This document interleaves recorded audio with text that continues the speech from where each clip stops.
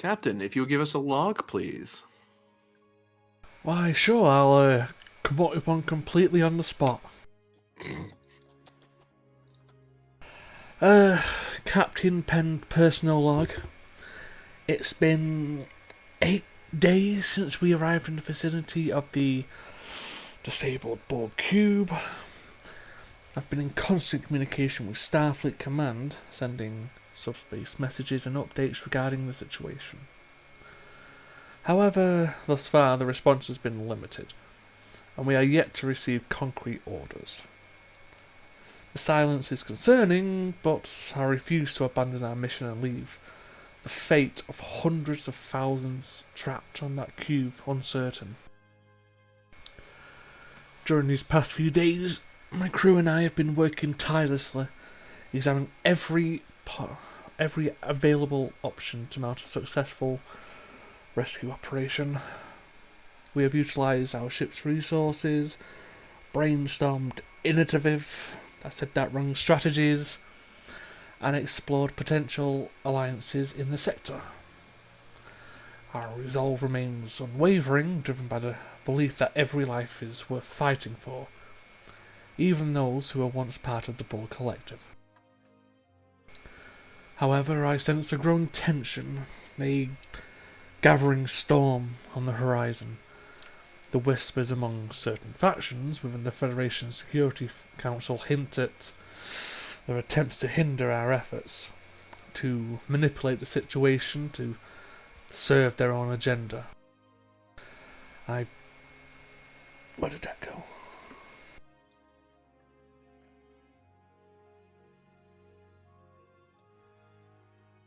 There we go.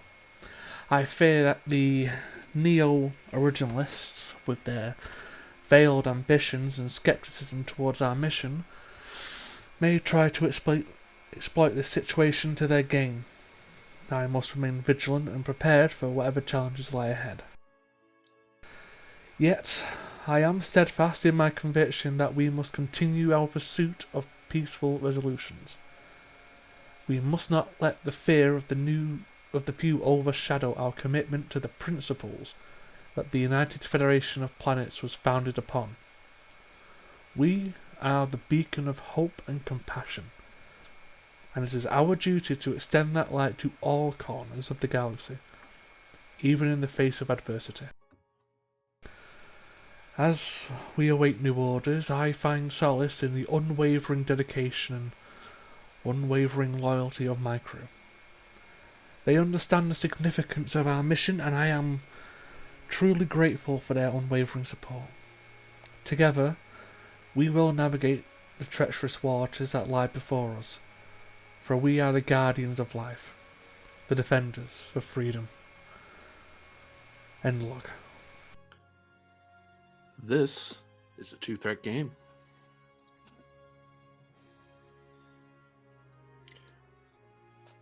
We go to the lounge, one of many, or one of few, I suppose, on Achilles class, with Captain Pind going over his notes as to see how his favors or what favors he has leveraged to ensure that the Achilles gets help, or the kind of help that they want to have, rather than just simply orders to carry on. I believe there was a set of favors you wanted to cash in, as it were. The question is, what do you want each of them to do? And I can tell you whether or not they can do those things. Okay. So, with the free trader, Captain Jailer, I was hoping that she knew some other free traders themselves that would like the possibility of maybe earning some credits and the possibility of goodwill and an increased reputation in the area.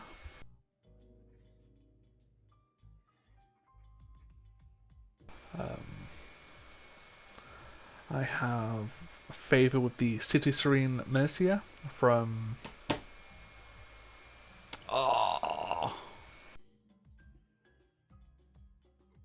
That's the Alcarans, I believe. From Yeah, City Serene of one of the Alcaran cities.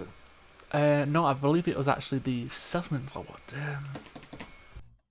Whoa, that's The a planet. Oh, Vale. Yeah, from Vale. that's a name I haven't heard in a long time. So I'd reach out to her to see if she can convince any of her populace who have access to ships if they would be willing to offer aid. I could say for the free trader and the city serene, uh, assuming they're not, they should be able to move there, but they do need, they can help with rescue efforts in that regard. As long as they're not locked out by Starfleet or anyone else, basically. Okay. I do have a favour with Commander Bruno Wade, who I believe was the strategic officer on the station.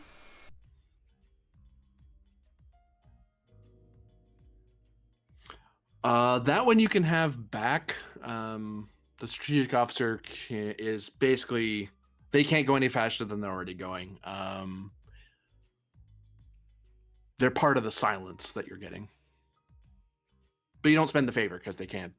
They can't do anything, so they can't really without breaking protocol, without breaking protocols or disobeying orders.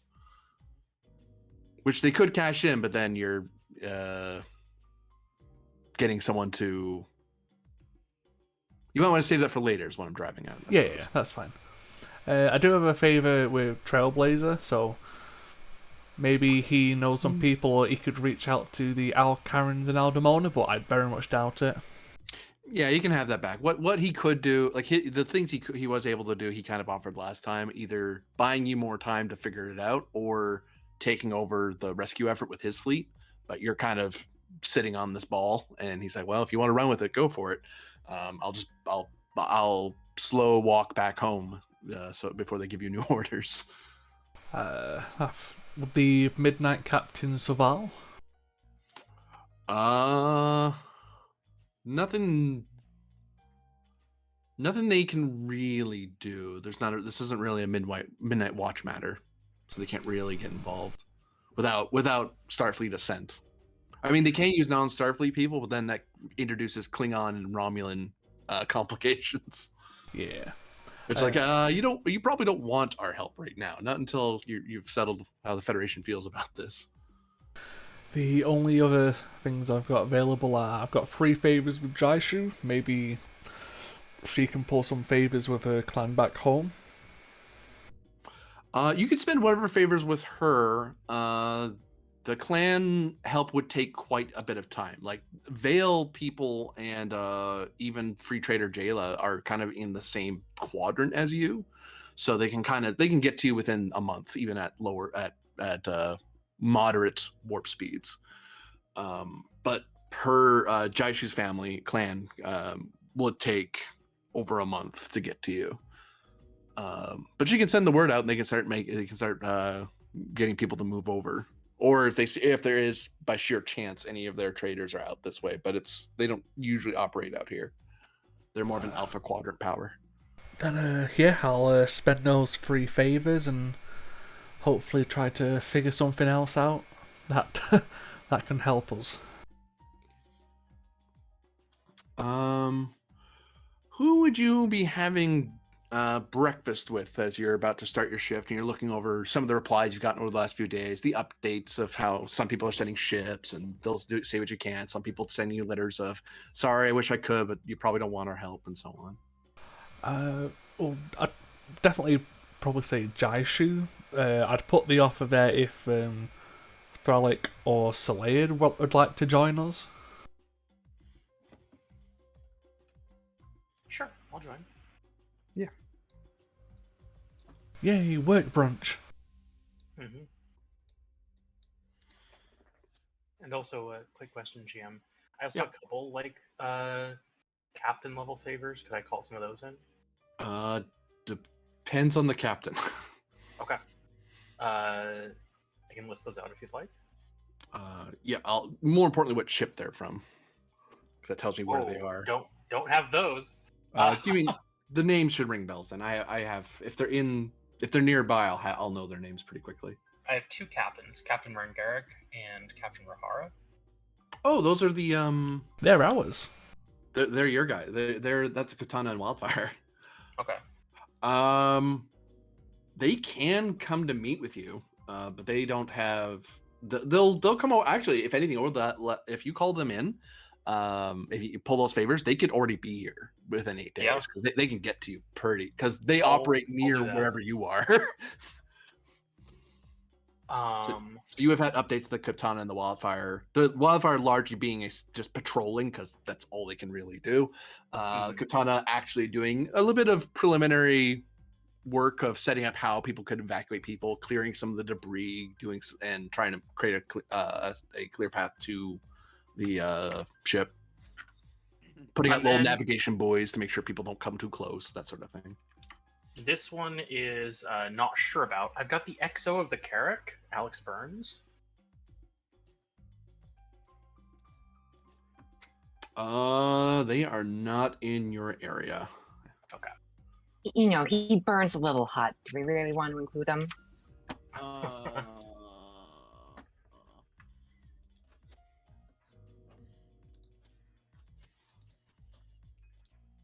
Do you probably share some of your letters, what you've heard back over the last few days? I'll be right back. One moment. Oh, the pun was so bad I made the GM leave the game. I'm sorry. Yeah, I think you might have given him heartburn. Don't be. Oh, He's got to go cool down. this hurts. It hurts so much.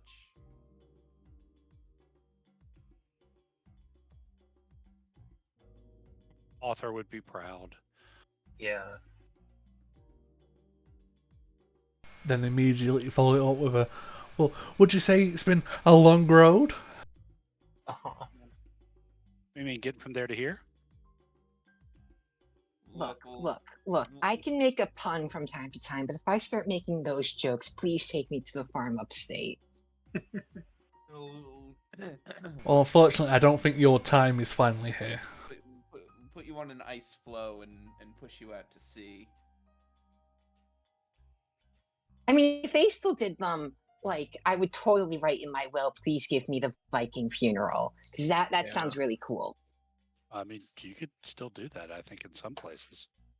I could be totally wrong, but I mean, believe that's true. most Viking funeral stuff is just burying you in a boat or in a cave with all your stuff. So you can totally do that. I have returned. Yeah, becoming a Norwegian citizen just for this. Well, Thrallok's called in some favors. so I've got some movement on my end, and thanks to Jaishu as well. What about you two? I don't know what opportunities I've had. So 8 days have passed, Jim. Yep. Then I guess I would be spending most of that time talking to members of the council. I don't really have favors to call in, so Give me what sort of help are you trying to get them to give you?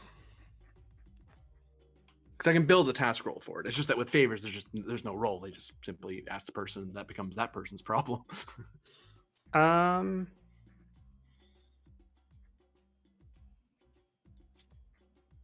the main goal is to prevent interference from Penn's superiors. Basically, give this mission the full weight of consular authority and have that sent down through Starfleet so that Pend and Thrallok can muster their own forces and solve the mission. I want to make sure that they're allowed to do that without interference. Control Command, difficulty 3, assisted by Communications Command of the Achilles.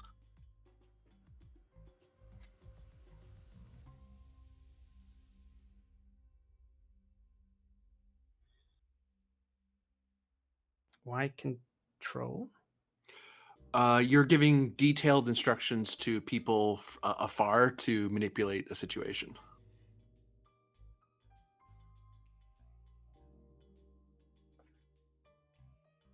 Politics is a focus. Yep.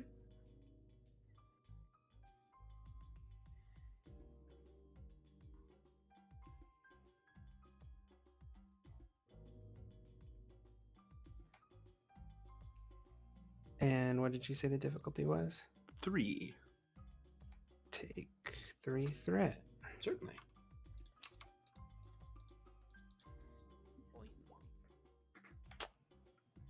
Uh,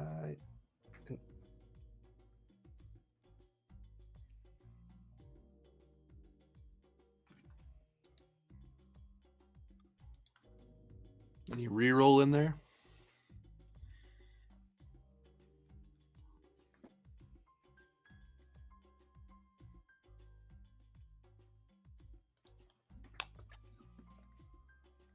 um,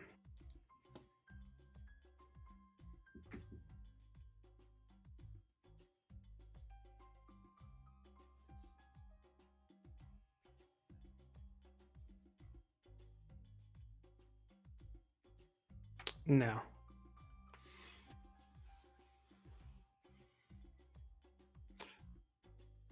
Yeah, you've done what you can over the last 8 days, but you find that the levers of power are literally further away from you, and there's a lot of lag between you performing an action and then someone back home doing something about it.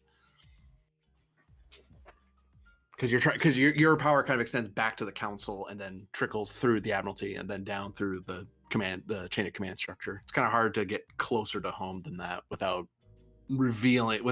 having a warrant to specifically take a more direct command of lower officers, or lower authority rather than command. Better way to put it. But people are doing what they can back home. At the very least, it probably won't be voted down. It'd be very unpopular. You'd be a very unpopular counselor who said, "Let all these Federation citizens die." You probably wouldn't get voted. You'd probably be voted out fairly quickly. Security Council or not.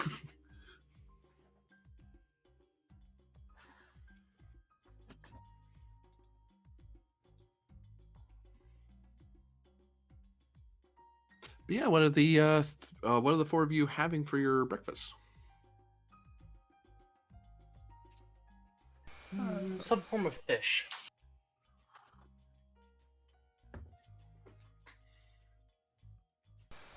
Probably some form of like porridge with some orange juice.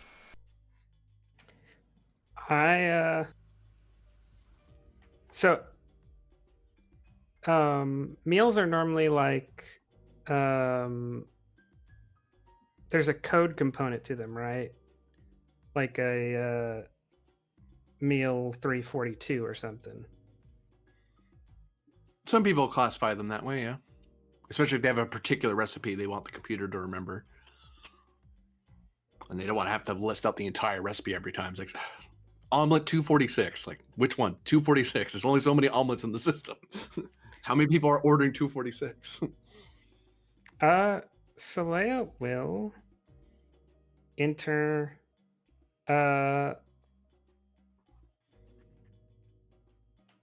those 3 numbers randomly.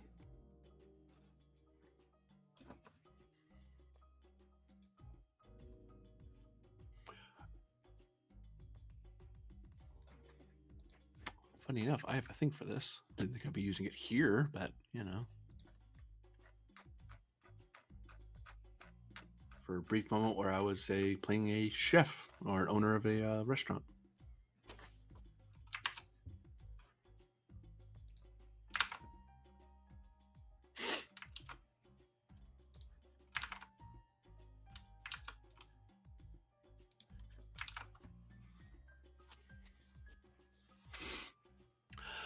You've managed to order a rather generous portion of Iosian fish in butter sauce, just covered in it. Imagine the most 1960s, 1970s Americana with very weird twists from other influenced by other species. So, like the butter's not like Earth butter; it's probably some other butter, whether it be Ferengi or Klingon or something like that. But it's absolutely just Paula-Deaned butter, like just absolutely demolished with it. But lots of fish, lots of it. I'll make Probably a the note entire to damn thing. add 3 laps onto the running of around the deck this morning. Yeah, I was just going to say this might be more high fructose corn syrup than Soleil has ever consumed prior in her whole life. Sometimes you don't. You get an odd choice from the replicator. Oceans are an odd bunch. So, how's everyone been holding up? I know we've been relatively busy over the last 8 days with a little less rest than usual, so...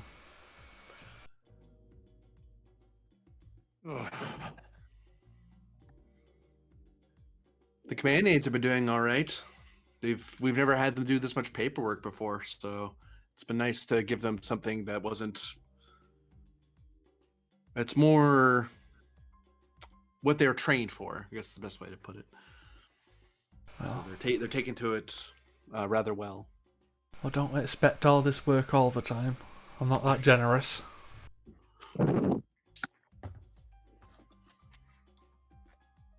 GM, what is the opinion of the crew at large, since that's one of my duties as XO to be aware of?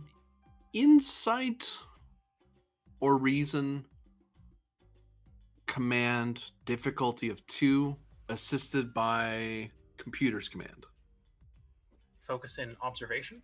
Yep.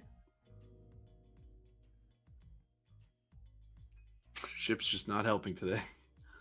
People are very busy on this ship. They're just not terribly helpful to the main characters. At least they're not getting in the way. Yeah, that's fair. They're doing their own thing. I'll buy a die with threat. Okay. Well, there you go. Ow. 3 momentum generated.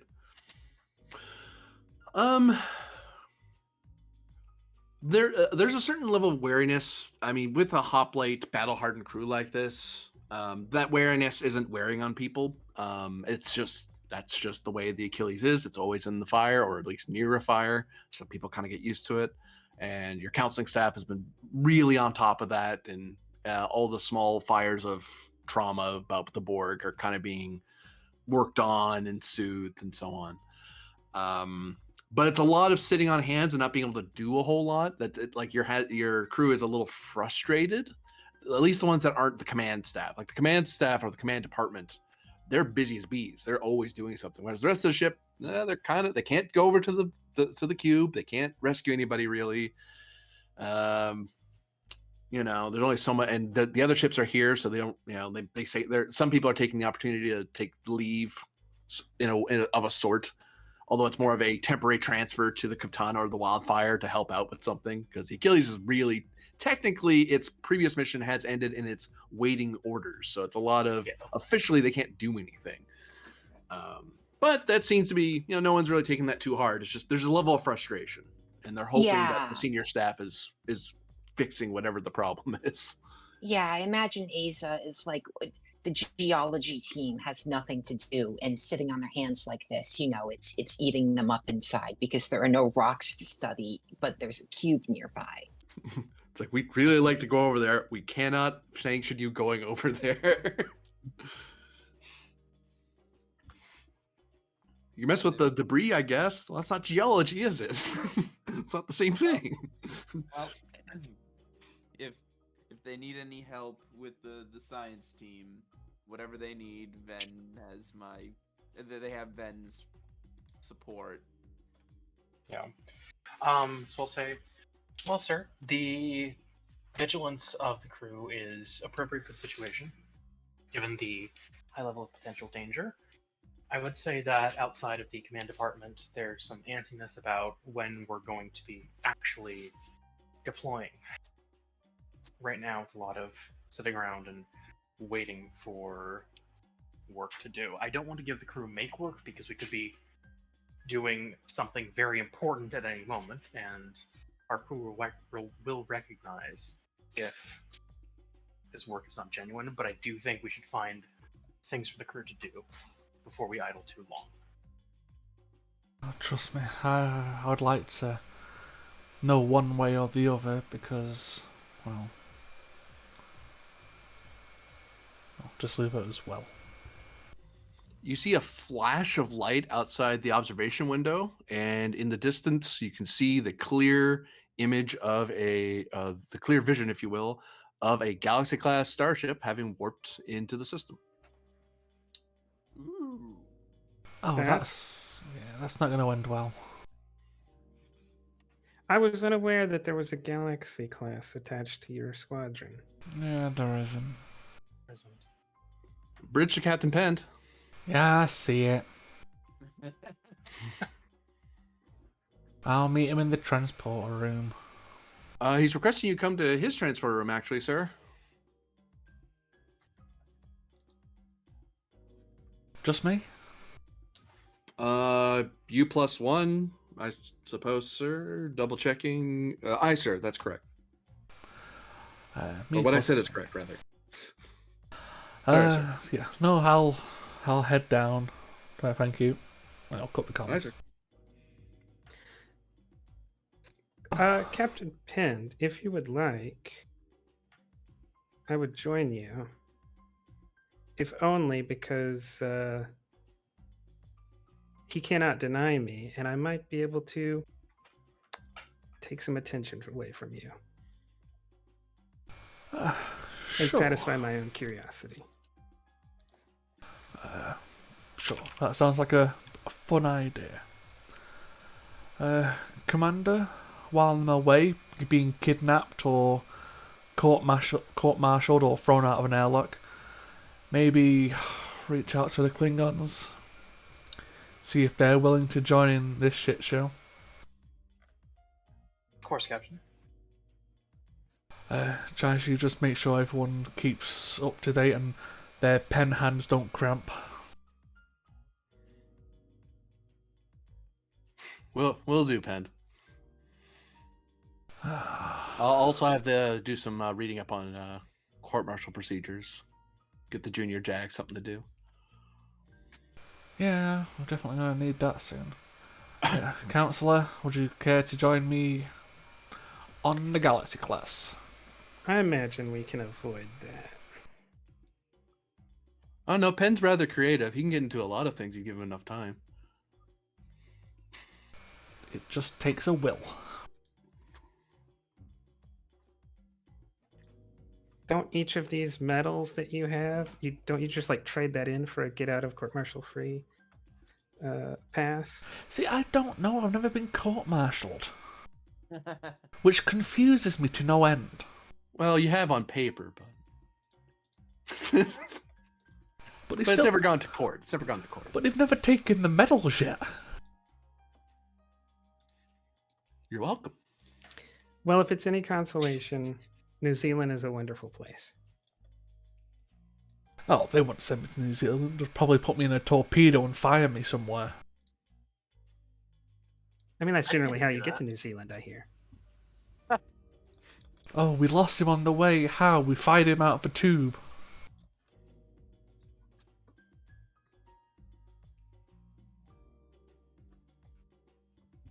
There's always the unfortunate side trip that you could accidentally end up in Australia. No, I'd prefer New Zealand. Watch out for everything that lives there.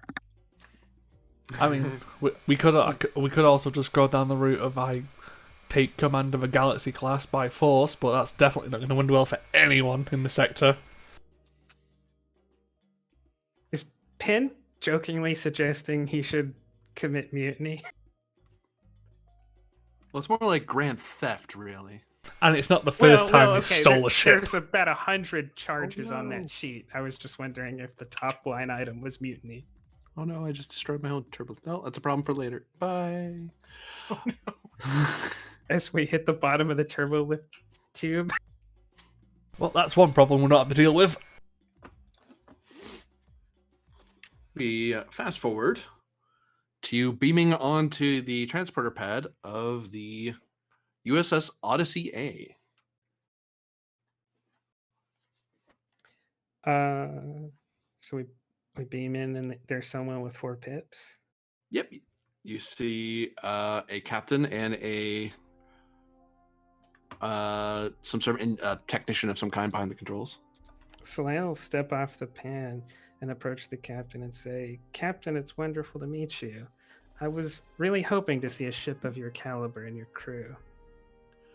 And basically, the whole reason I came here is to suck the oxygen out of the room and act as a buffer." Yeah, I'm gonna let this happen and just keep eating porridge. I took the bowl with me. Like anytime, not totally derail everything, but anytime it gets close to Captain Pin suffering any like negative talking to or something, I just want to kind of derail the conversation. The human woman smiles and reaches out to shake your hand. Green, it is a pleasure to meet you, Counselor Saleya, I believe. Yes, though I still not gotten used to the way humans do things. And she'll tentatively shake her hand. Captain Pend. Captain, She reaches out to shake your hand. I'll shake with the non-bowl hand. Captain Evelyn Ruiz. And funny enough, I have mail for you. You see her kind of walk over to the transporter console and grab a bright blue pad and a bright red pad. And she hands the blue one to Celia and the red one to Pend. You do actually, she says, "Oh, wait." And she grabs a gray pad and hands that to Celia as well. So Celia has a blue pad and a gray pad right now. I'm just gonna. This is puzzling because I didn't even know I was coming here. I'm just gonna hand the bowl to the transporter chief and read the pad. I guess, yeah, let's look at him. And so, gotta make sure the right people see these. Boop. And boop. And boop. You should be able to see your documents. I'm guessing I'm priority 2. Yep. It takes a bit now that you've talked with her a bit. Celia, you're not as familiar, but her name's Captain Ruiz has come up a couple times. But Pen, you kind of remember Ruiz now that you're standing next to her a bit. It's been a while, but she's one of the captain. She was an officer in the 5th Fleet. When the neighboring fleets that's been in the Beta quadrant of the Federation, they're not usually the Shackleton expanse one. They're the one that deal with the Federation issues or Romulan issues or Klingon issues.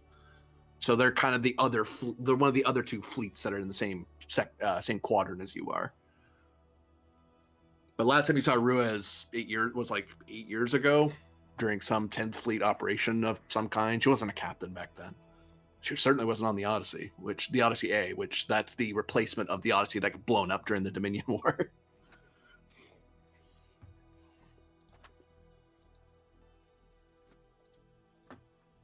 Whereas the Odyssey A itself is basically it's a galaxy refit, kind of honoring the first loss of the Dominion War. And nowadays, the Odyssey A is more of a reserve fleet because it is an older style ship nowadays. You know, the Galaxy class isn't the shiny new ship it once was back in the day, but it's still useful for a lot of operations. Starfleet likes making them still. If they need a big ship, they don't need it to be super powerful or high tech. Galaxy classes can do pretty much whatever you tell them to. Although, isn't the Ross on the line now? Yeah, the Ross is the more forward ship. That's why this thing's a reserve ship. It's meant for follow-up action rather than frontline action, whether it's exploration or conflict. Which is what the Ross is for. Yeah. So when's the rest of the 5th turning up? The rest of them are sweeping the nearby sector. They should be joining us in about, say, the next 6 hours. They're just making sure there's no strange, there's no pirates or other such, or Romulans for that matter, who are trying to nose around. Do we have an idea where the coalition star systems are? We've been told that you were been informed. It should be part of the documents that the coalition gave you when they gave you their information packet. No. It probably is. I've been relatively busy the last 8 days trying to get, well, this. If the two of you would follow me, I would greatly appreciate you briefing my staff so we can get to work on that cube. I think I may have entirely misjudged this situation. Yeah, I'll take my ball back. That's not. I'm not saying that it is Slay. I think that's. I have. Very well. I'll try to get everyone up to date, and I'll have to plan my own ship to deal with it on our end as well. Rez steps out and starts leading you up the ship. And of the things that I received, where it's relevant, it's been like adopted as a formal measure and passed. Like it's not a request. Yeah. It's If it comes on the in the bright blue pad, it's a official doc. It's an officially passed document. If it was just a news update, it'd be just in gray. It'd just be like, hey, just to keep you in the loop, here's what's going on. But okay. Or if it's personal correspondence or something otherwise non-classified, or then it'd be in a gray pad, the normal pad people walk around with. Captain. Yes. Would it be possible for me to send a copy of this, or like beam a copy of this to my first officer so we can get started immediately?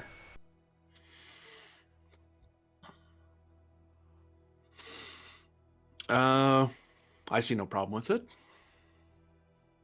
Okay, I'll stop by console and just get that sent across to the Achilles for.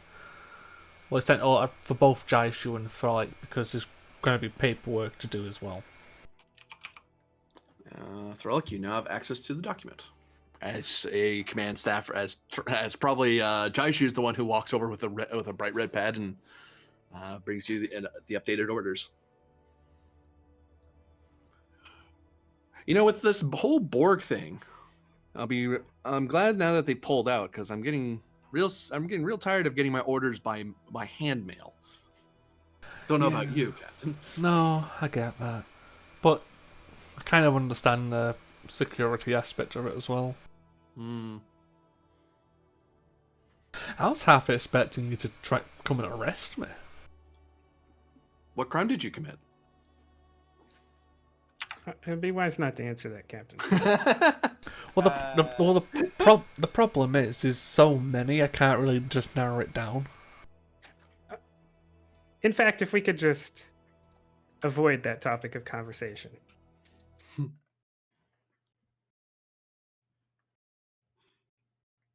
Oh, do you moonlight as an advocate counselor? One could say that the Security Council has a keen interest in everything Starfleet does, especially a keen interest in ensuring any wrongdoing Starfleet does is appropriately handled. I would hate to have to explain in some council meeting why I did nothing about investigating Captain Penn's jokes of mutiny and crime.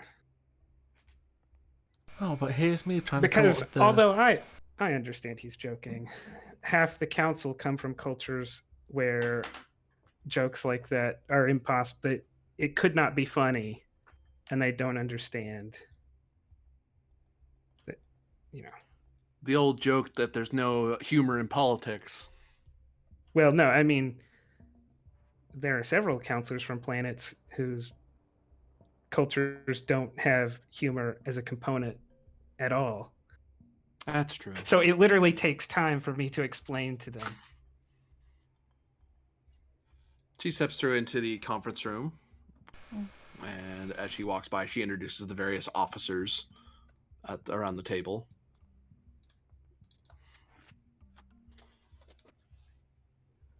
Lieutenant Naxala, the counselor, Lieutenant Sajet, the chief security, Lieutenant Commander Soren, chief flight, Lieutenant Commanders Taprel and Takara, Taprel being a doctor, Takara being the chief engineer, Lieutenant Commander McKellen, who is the chief science officer, and her XO, the Vulcan Kellen of Vakar. Kellen kind of looks over and nods at Celia. Taprel barely notices that you're there until the captain says something, and then just kind of just looks at you and then just blinks. Like there's no acknowledgement or anything. It's just the Vulcan, like, yes, I see you. I don't know why we have to nod at each other. I find it weird that they do. Yeah. Kellen seems to be a more friendly sort, more your speed, less Taprel's speed.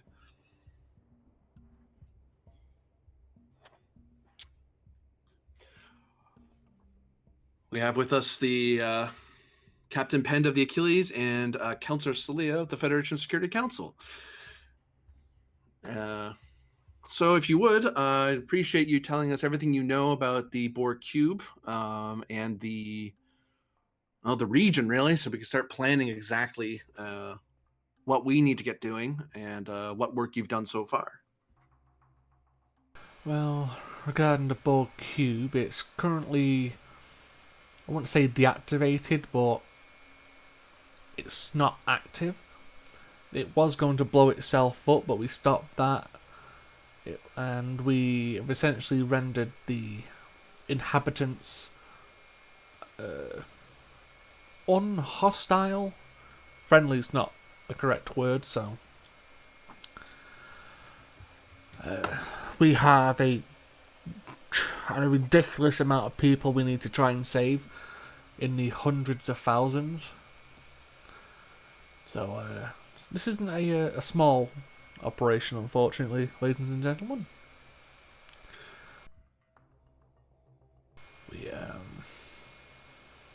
There is a bit of debris around the cube due to ships it's destroyed, so some pathways have been made into it, and once I get back to the Achilles, we'll try to clear a bit more before we set off.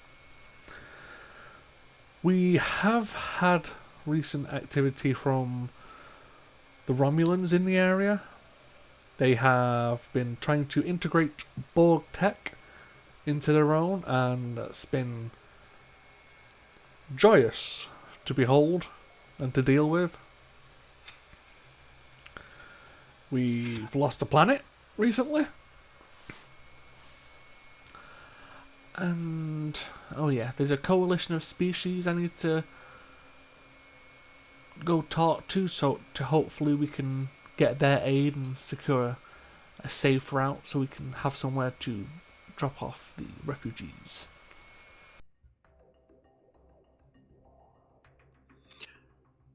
Well, as for does anyone have any questions before I start chiming in? She looks around. The Andorian Lieutenant Arya kind of looks over at you, or Lieutenant Sajet rather, says, do you think that the Romulans will try to enter the system and seize this ship, or do you think they even know about it? The lieutenant tried to curl in a very, some would say it was a very aggressive looking posture, but knowing Andorians know it's not at you, it's at whoever dares get in the way of her ship, basically. My ship's doing a thing, don't get in its way or I'll shoot it. I do believe they know of the tactical cube's existence. It and two other smaller cubes engaged the Achilles above the former planet. Well, as you can tell, it didn't fare too well itself, thanks to also assistance from the Gungnir and other ships. I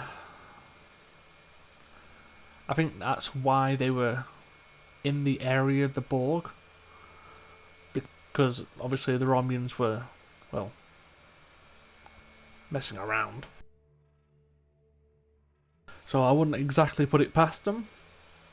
So keeping an active sensor sweep up, and we can place some extra sensor buoys around to hopefully boost or decrease the likelihoods of them slipping past the net.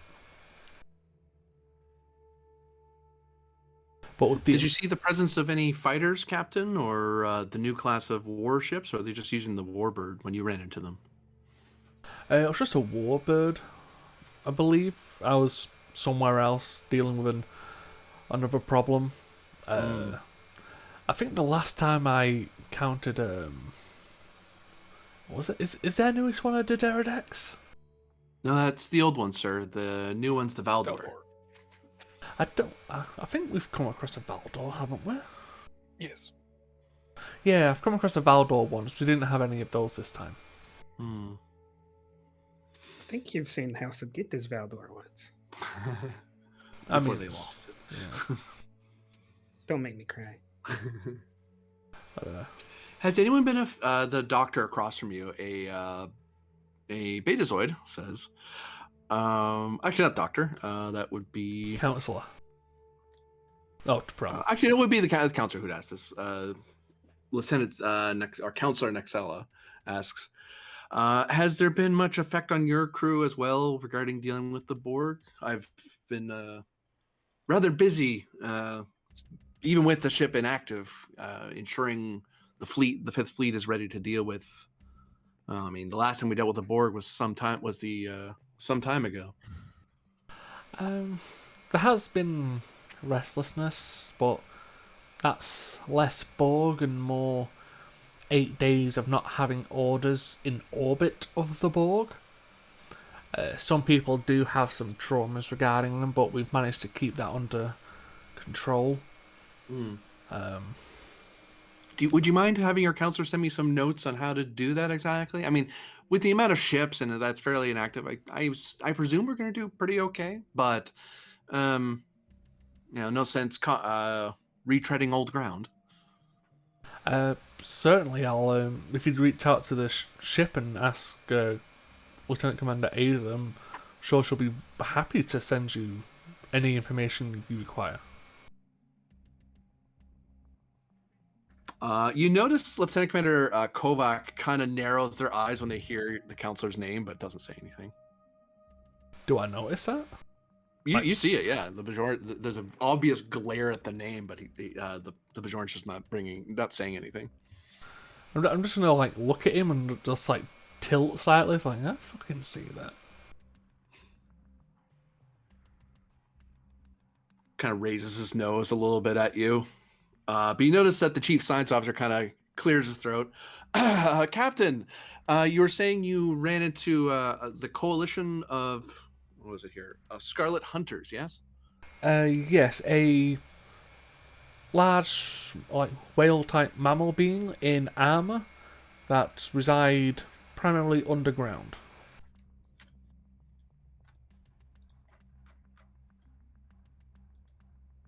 They came across the cube as we were there doing our initial operations and tried to claim it as salvage. So I said it was ours.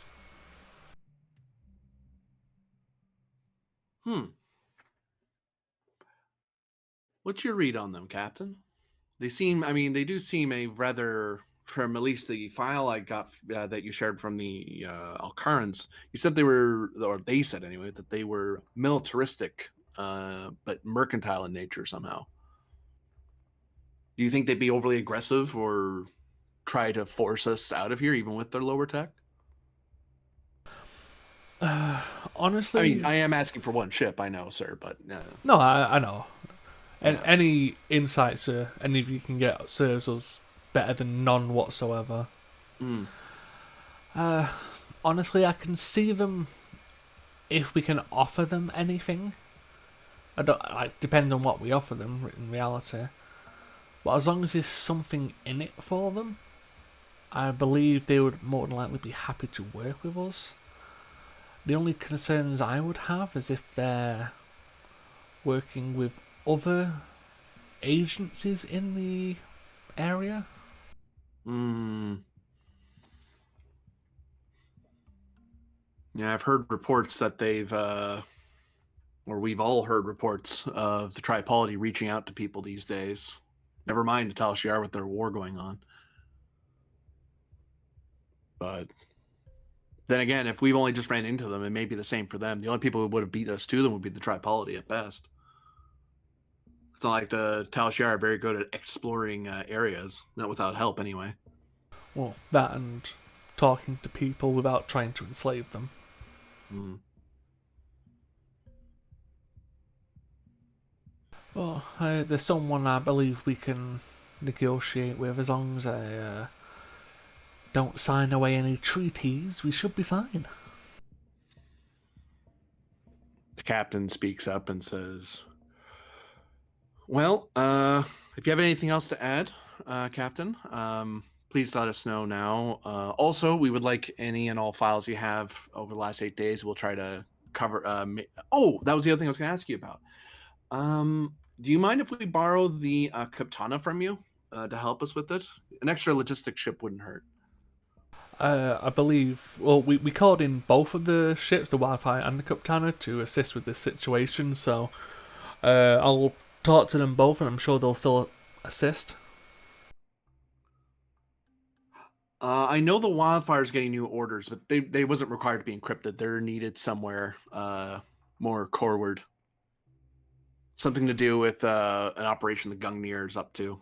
She shrugs. Okay. Well, yeah, I'll reach out to the Kaptana then and hope, and I don't see any issues of them assisting you. Anything else you wanted to add, Captain? I know that these are still essentially orders, what we're doing right now, as he looks around the room, but it may not mean much coming from me. But thank you for at least following these orders. It's not every day we get a chance to attempt a rescue of this scale from the Borg. It's not something that we should ever pass up the opportunity, even though there is substantial danger involved. So, again, thank you all for, even though orders, helping. The Odyssey's never been shy to leap to the rescue, so what's a Borg cube between Starfleet officers? Well, Besides, Fifth Fleet's been itching to come out here, so having an excuse to come into the Shackleton and do something helpful is and not have to deal with the Romulans for another week would be a nice refresher. fair enough. Well, like I said, I'm glad you're all here because it stopped me from having to make very poor decisions.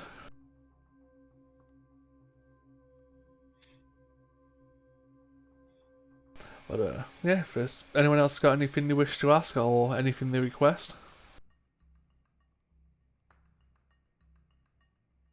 About your counselor, Kovic starts, and immediately Commander Kellen just goes, "That's enough, Commander. That is not mission relevant." He kind of stops and glares over at the commander. The commander just kind of, Vulcan just kind of glares back at him. It's Oh, I mean, if you wish to inquire about my counselor, I'll happily talk to you outside. That will be not necessary, Captain. Lieutenant Commander is sometimes preoccupied with the past. Kovac starts to say something, and then the captain chimes in. Well, I think we're all done for today. You're all dismissed. Solea will stand up and say, so it was the Commander Kovac that was saying that? Yep. We'll say, Commander Kovac, I'm sure you will do the Federation Council a great service by keeping your personal interests to yourself.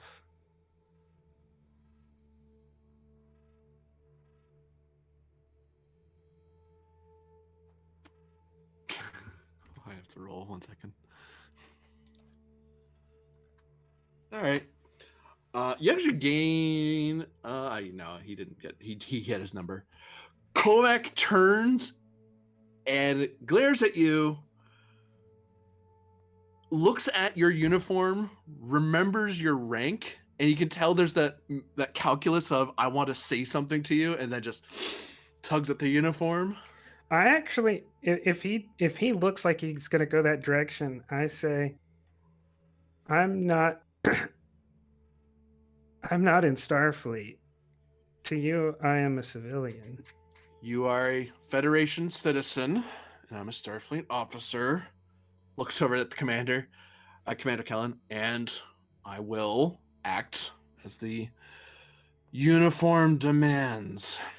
Good day, counselor.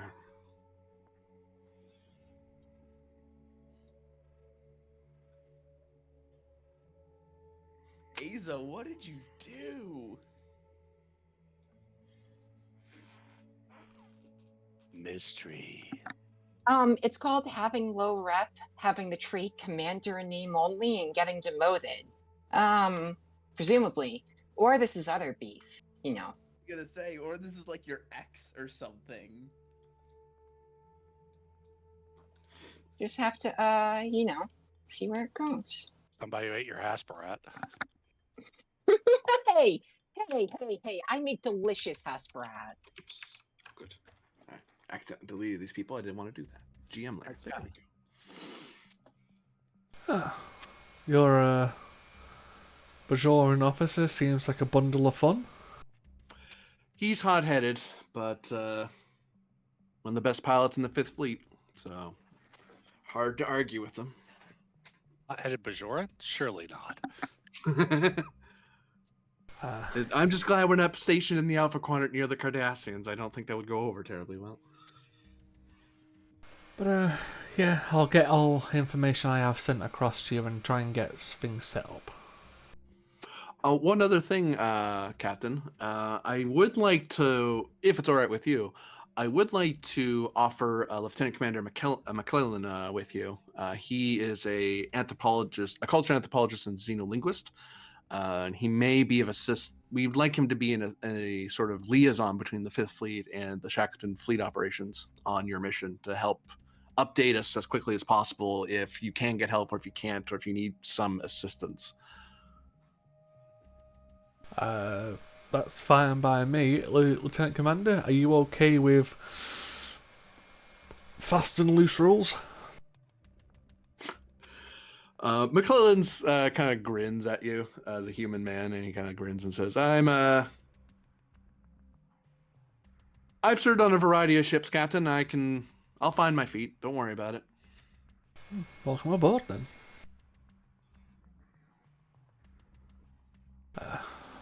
Hopefully your stay won't be too eventful. Well, what am I saying? Of course it will be. But thank you, Captain, for all the help. Just doing my job, Captain. Well, That's not entirely fair, Captain. McClellan chimes in. I mean, you volunteered for this. Could have been someone else. Could have left it to Simon. Well, you didn't have to bring that up, Lieutenant Commander, but thank you for we've got confidence. We've got a volunteer, have we? She shrugs. Well, no one in the 5th Fleet was really keen to go poking at a Borg cube, but I volunteered to lead the mission. No one expected a reserve ship to step forward, but someone has to. I mean, none of us really volunteered to fight multiple Borg cubes at the same time, but you know, some idiots got to. McClellan, if you'll escort the captain and the counselor to the transporter room. Hi, Captain. I'll just give a nod to the captain and I'll follow the lieutenant commander. Before we leave the ship, I'd like to do a quick search through the crew manifest to make sure I don't have any constituents on board. Give me reason, Commander Khan, difficulty of 1. Yeah, you're going to go knock on some doors, do some canvassing in this spacecraft at Red Alert. The opposite, really. Like, how often, when you're in the Shackleton, do you get a chance to actually go bang on the government's doors and ask for help for something? Hey, I don't have to wait for a subspace message to get back. I can literally go to my counselor. They're aboard. Take a momentum and politics or Federation law. I don't really know what focus would go in here. Politics. The Odyssey helps, by the way, because you're benefiting from their computer.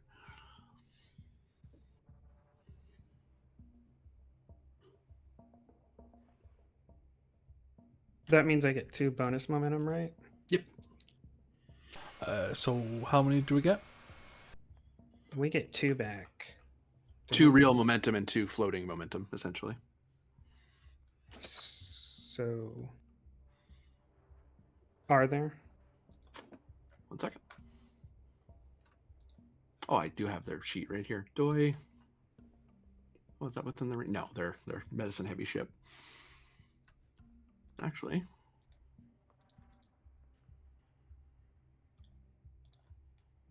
the Odyssey A. People can see that. Not that they're, well, they might get involved. Who knows? But good to know what they have. And I need to roll. How big are they? They're a big ship, so.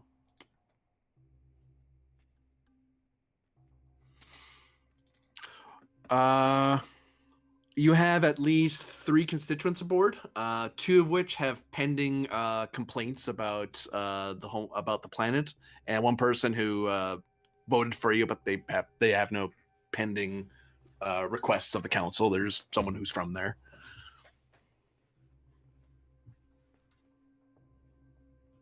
I'll let them know. I'll send a message to let them know that I'm on the Achilles and to send their issues to me.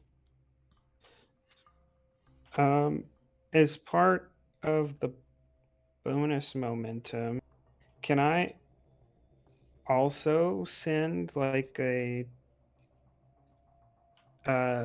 general, as part of that, come knock on the door if you need to, like a general, how are you? How's life on the ship? What's the captain like? Just like on the surface, it's just like making polite conversation, but I'm more interested in their view of the ship and its captain.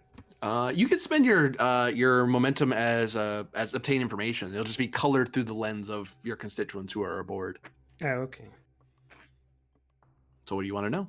Because they get to talk to a Federation counselor. That's pretty impressive. How fast and loose does their captain play with regulation? Or are they pretty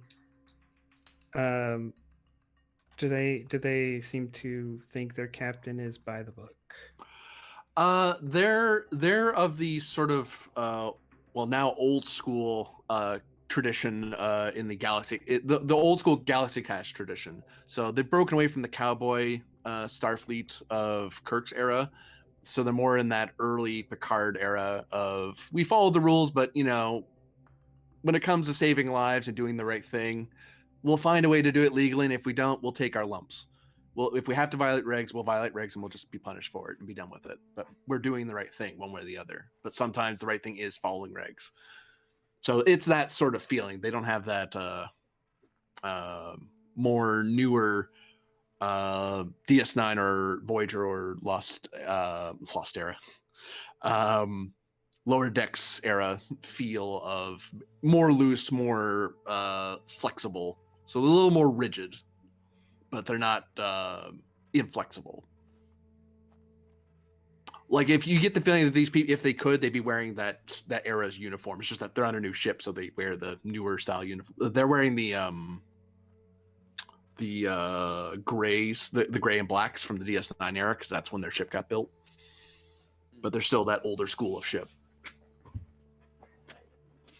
So a bit idealistic, but within regs. If that makes any sense. Which they're very proud of. They're very proud of that tradition. They wish more ships were like that. They just know that's not the way Starfleet is anymore. For good and ill.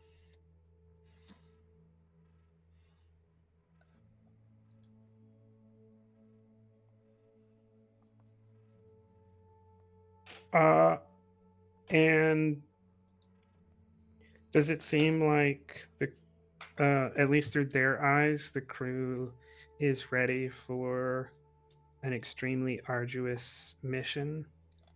Like they don't think there's too many unexperienced people, or the ship is,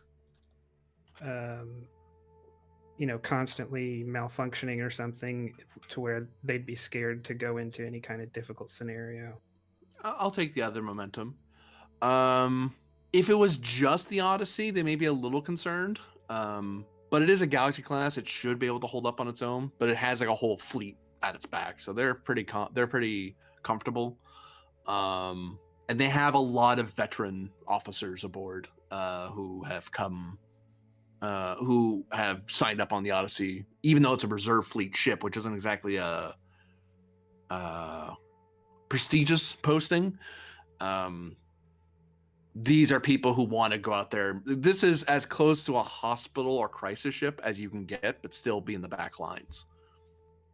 Because you're kind of the follow-up ship, the support ship, except they're one of the... As much as the Achilles is a Pathfinder and recon ship, which is usually a scale 4, scale 3 thing, the Odyssey A is a reserve ship, but it's a Galaxy class. So they're, if anything, they're a little over-equipped for what another ship would be doing, short of a full, a dedicated hospital ship or tactical ship, like a Ross or a Sovereign. A lot of the discomfort is just the fact they haven't dealt with Borg in a long time. Like, that's, some of them know about the Borg from 8 years ago, but that's not something the Odyssey A has dealt with on a regular basis. The only people who have would be the senior staff. Like, they would have encountered the Borg at some point in their careers. All right, that's all I had.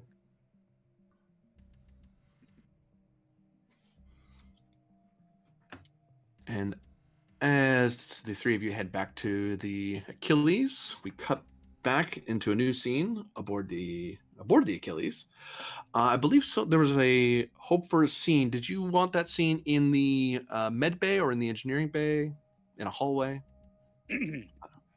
Well, I just had the thought that over the past 8 days, Nanerta might have grabbed Aza and Vin, since we have a program that kind of violently deborgifies Borg. Maybe the three of us together could put our heads together and figure out a way to make that a kinder, gentler deborgification, something that, could still potentially affect multiple Borg at once or even en masse, but was not the killing virus that it originally was. Might come in handy with the operation. Yeah, combine interdisciplinary skills to heal mind, body, and soul in a group setting all at once. Let me find. With our powers combined. Wonder Twin powers, activate. Also, Aza, didn't you get some notes from Maselli about the Borg stuff? Yeah, essentially what that is I think it was made by Blackwell. It's essentially Borg dialysis, where it's anti-nanites that wash in and out of your system to un-nanite, to unborgify you. But that takes a lot of time, and just like real dialysis requires a big machine for you to sit in for a long time. And Yeah. so it's very slow for a ship with, do we even know how many Borg drones are on that ship? Like 100,000? Yeah, it says hundreds of thousands. The 100,000 was specifically just Federation No, citizens. no, it was half that number. It was 50,000 were Federation citizens, and then there was over 100,000 total.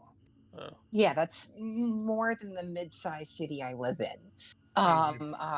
We can't exactly make a dialysis clinic that big. So if we can come up with a way to mass Right, but produce using some of that, that stuff as yeah. additional source material, perhaps. We can work on that. So, three of you will be able to use the main testing suite that's in the med bay, which can do a variety of things. It has like a built-in dedicated sensor and replication device and We've got storage lots of area work and to all that stuff. practice on. Yeah, if at first you don't succeed, try again. We'll get it by the end. Oh God. It's like kids. The first one Well- never comes out right, but like by the third one, you've got it down. Right. Yeah, Actually, like- you have one person, especially in particular, that you want this to work on. Cham. Yeah, Oh, they're- yeah. Oh, they're like This poor- pancakes. The first one's always a throwaway.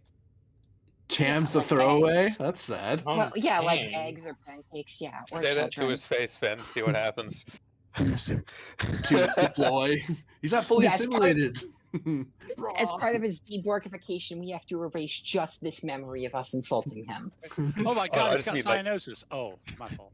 Cham punches people. He worked on a Klingon ship as their liaison. So Yeah. I know.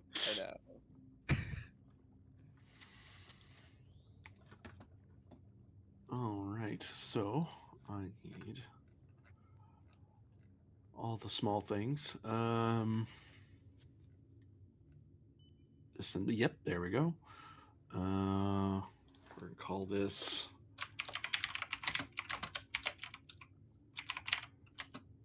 an extended task. You have some cracks at as the three of you gather up.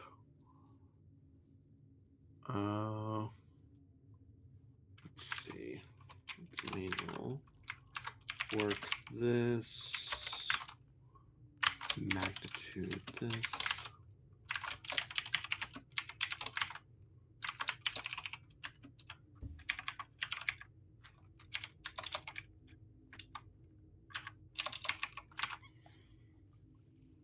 And we drop the difficulty because you have proper facilities for this sort of thing.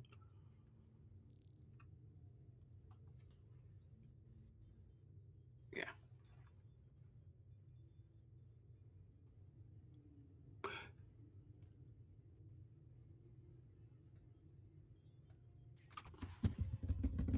Okay.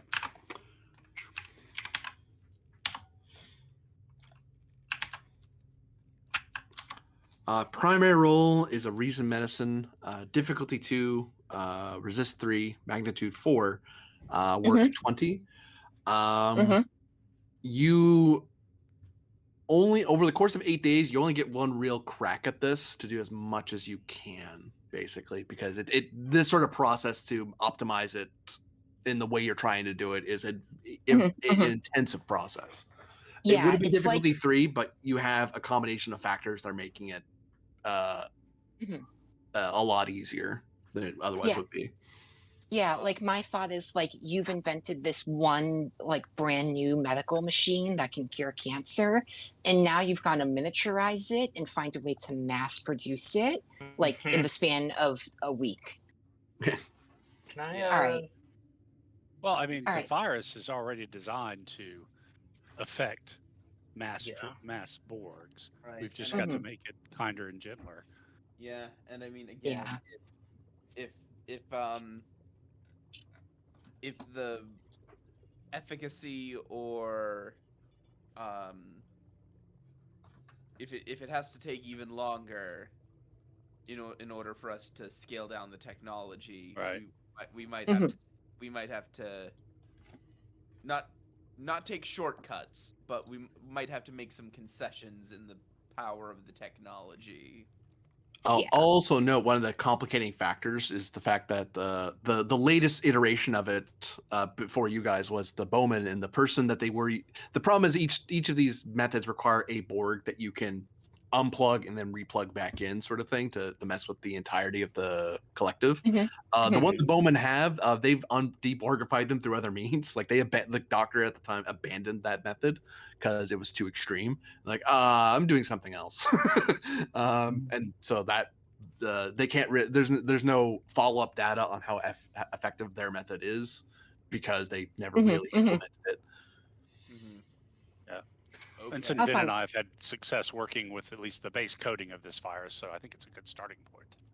Yeah, you guys both have lived experience. Yeah, we can integrate some of that. So I can definitely use reason medicine.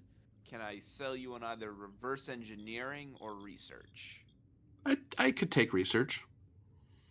Also, GM, can I get in on the planning of this? Because I would like to help with coordinating. I can imagine you guys would loop in the XO on what's going on. What does that do? So, if I'm here assisting, you guys get a lot of benefits. Yeah, that's what I figured. You know, Mom, can you help me beat the hard level? Yeah. So, the main roller here will gain either Scrutinize 2 or Progression 1 on their What do challenge those dice. do? So Scrutinize 2 is piercing, essentially, and Mhm, Progression mhm. 1 is vicious, I believe. Vicious. All right. We want scrutinize 2 to get rid of that resist, I assume. Yeah, Because that would. all right, scrutinize The 2. main roller will also get a reroll, assuming I'm able to assist with my command. You could, yeah. Reroll on the challenge die or the actual roll? On The the actual roll. Okay. It's stiff 2, but you know, we're gonna need momentum because we're going to do as much as we can here. Right. So can I spend my determination on sometimes you have to help those who won't help themselves? These are people who need Yeah. help, but because their self doesn't exist, they don't know they need help. Okay. So that's 5 momentum. Or sorry, 5 threat for 4 dice. Okay. Okay, this is a spin, but part of this is going to have to be talking to these people and not just the physical, like surgical and nanoprobical removal of Borg, but also like the mental rehabilitation. So on that level, can I spin you for a focus in psychiatry? I'll take it, yeah, because part of the risk of liberating a Borg is that they may revert and try to get reassimilated. The 7 of 9 problem. Yeah, she did that at first. Okay. Well, I guess that means no momentum. Or sorry, no restored what do you call it? It can call back Termination. any threat. Oh, Termination. I do not have the junior trait. Shampa, multidiscipline. Could I spin you for the trait of Borg Slayer? If I'm good at beating these guys down on the battlefield or under the scalpel. I would actually say complication increase. You're used to killing Okay. these things, not treating them. Fair enough. Shrunk power, multidiscipline, insightful guidance, veteran, bold medicine, positive reinforcement. Yeah, none of these really apply in this situation. So I'm just gonna go for it. Here we go. can Nanerta assist with reason engineering because Borg? And you're helping with the coding side of things, which isn't really medicine. I'd like to argue for Insight Command or Reason Command, GM. Reason command. Oh, you rolled.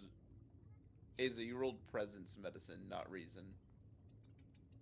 Oh, my reason is 1 lower. I apologize. Does that change anything? No. No. Okay. And focus in team dynamics. Yeah. I'll reroll that. How can you re-roll it? I have maximized efficiency, which allows me to Okay. reroll my assist die. Oh, sweet. It's one of the few ways you can do that. I think it's the only way. Come to think of it. Yeah, it's the only way you can do that. Well, can you spend determination or not on a 6? Nope. Not an It's assist. not a one. task roll. So. All right, and now I am rolling 4 because that's my medicine skill, correct? +2. +2. Yeah. We have 4 float, so Yep. spend All because right. we got it. Can I spend 1 on piercing? You don't need to. You have. Didn't you give this thing 2. Yeah. scrutinize 2? Scrutinize. Oh, Yeah. yeah, I'm It's sorry. 2 I per meant- effect, so it's minus 1, 2, 3, 4. Okay, 4. I'm Yeah, sorry. so yeah, you're good. I No, no. used the wrong word. Stays an off day. Can I spend for vicious to get an extra from all of those deltas? Unfortunately, no, but you can do extra damage, extra work with each point. You can also re-roll the 2 whiffs. That's That's true. what I was going to say. Can I spend 1 to reroll 2? You could, yep. Okay. Do we want to just spend the rest on purely increasing the work? Yeah. So, That Yeah, seems like knock it down as much as possible. I imagine we're burning the midnight oil here. We're sitting around here, working as much as we can. So, are we only going to get this one roll on it, GM? I think that's what he said. Okay, then I would spend the rest of the momentum. I mean, bring down the work track Yeah. as far as you can. Yeah. Like- I'm going to say all 6 momentum goes into that. So not a total of 8, but a total of 1, 2, 3, 4, 5, 6. Total of 14 work. is there any way we Here we can go. get more momentum? You could also just Ben, do spend you still threat. have the junior officer thing, or does that not work for assist die? I think I have to be the one leading the Fair roll. enough. Yeah. Okay. No, I think always the only spend way we threat. could get more is if. You had. Yeah, we could spend threat. The other way is Asa. Do you have any of the medals that allow you to generate bonus momentum on a successful task? I don't think so. The only medal I have is the Decoration of Gallantry 3 times. Is that the one that lets you Half damage. Yeah. I mean, that's super freaking useful, but I mean, I don't really want it's because I had a weird number of leftover. Can't remember anything's terms nowadays. Not momentum. Rep. After a couple episodes, that's how I got it 3 times. It was not like conscious. I mean, I guess in theory, Thralic could do a rally. Yeah, but no, I'd have to. That had to have happened before the generate Oh, more yeah, fair. work. Yeah. Yeah, if you want to finish it, you just have to give him 6 threat. 7, because I GM. think you have to do the work track +1 if you haven't hit the magnitude. GM. Yeah. How would you feel about 7 threat? I'd like it very much. Okay. Take it. A gift from me to you. Thank you very much. How'd you know what I wanted? You see, now that's the gift. Now you need to still spend 7 to actually get it because you got to spend that one. Well, gifts cost money. So you have 2 magnitude. You've gotten a lot of work done in the span of a week. And actually, it is around this time. Like on day 8 that morning, we kind of montage through the hard work the 4 of you have been doing on and off over the course of the week, burning the midnight oil, and Thralic coming down to check on the work and helping coordinate some more. A lot of work has been done. A lot of progress has been done inside of a week. But there's still now it's just a matter of manufacturing and then testing it. Theoretically, between the 4 of you, this should work. Now it's a matter of testing it, and you really only have 1 test subject you're approved to meddle with, really. Jam? Because he's a Starfleet officer? Because he's Borgified and you can mess with him. You don't currently have orders to go over to the cube or anything anymore. Oh, that's what you mean. Okay. Yeah. Okay. So it's that was the other kind of wrinkle, is that you've been doing a lot of It's like, well, we'll do as much as we can that doesn't involve actually going up to a Borg and doing something, but actually talking to them and talking to Cham and figuring out how he responds and stuff like that. Going over previous liberated Borg, which the Starfleet's liberated a few Borg over the 8 years, over 8 years now since Hugh. I thought you were trying to say that Cham had signed like a RoboCop type clause in his contracts that let us surgically modify him in this case. They give you a whole extra like 1,000 credits on sign up if you do that. Oh man. Yeah, that was kind of where the idea for this thing came from. Was the three of us are RoboCop? not having much to do over the next 8 days except work on this. Yeah. But yeah, I imagine we now have like a working model, like a very fancy CGI demo to show off. Now we just actually have to do it. Yeah, but Ven just went full like college student cramming for his like full on like college student cram, like he's surrounded by like ramen noodle cups by the end of it. That's like You guys, that's all he's been eating. you guys have learned so much about Bajoran blends of coffee because A's is drinking a lot. Mm-hmm. I recommend Jumja tea. It's very sweet, full of sugar. I mean, we can, as we travel, we can try and test it on Cham if we want. But anyway, it's around this point where Thralic gets the new orders, because that would have been transferred over as you're kind of checking in and helping them get as much progress as they can. Then you've gotten the new a red pad is handed off to you. Just for shits and giggles, because Vin gets nervous around senior officers, right? He has some sort of trauma or something associated with it. Mm-hmm. Did Nanerta notice any of that in these 8 days of working with the kid? I mean, he might not have, because he's not the most insightful Idosian that's ever. What's your trauma level there, Vin, for superior officers? My Sounds pretty You just bad. traumatized them by asking. Like,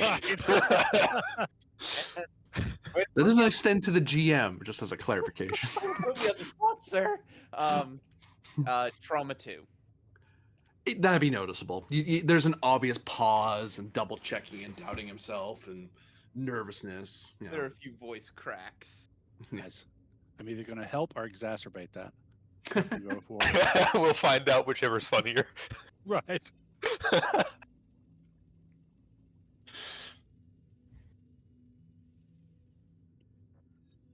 Okay, that was what I had. Yeah, I think we did as much as we can. Yep. Cool. Good work, everyone. Let's take 5.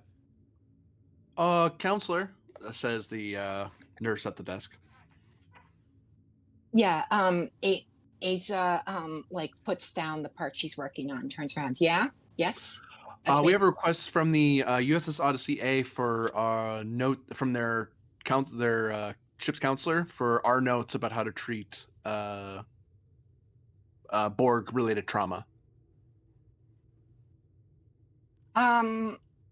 Yes, okay. Acknowledge that. I will get on it in a second.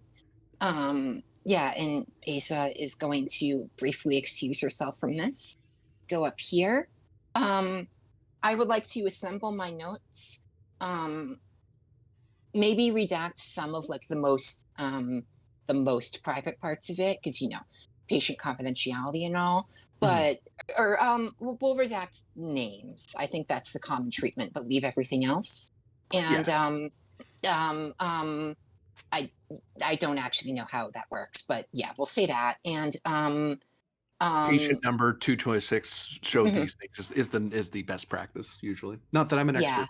But... An ensign in the science department of the Achilles of half Bajoran, half human descent said, but no, I will collate that and send it over. But when I send it over, I would just like to call her, because there's no better teacher than Counselor Asa.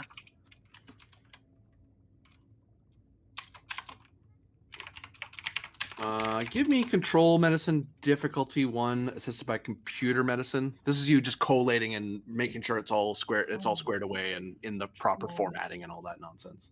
Yeah. All right. Hey, you don't have enough threads, so why don't you have a little bit more? One more. One more. Oh, thank you.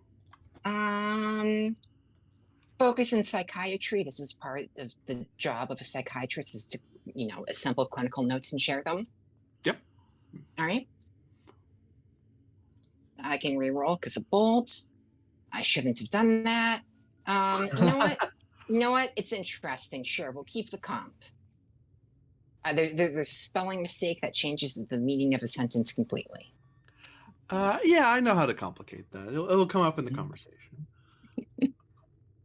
Where's my counter? There you are. Come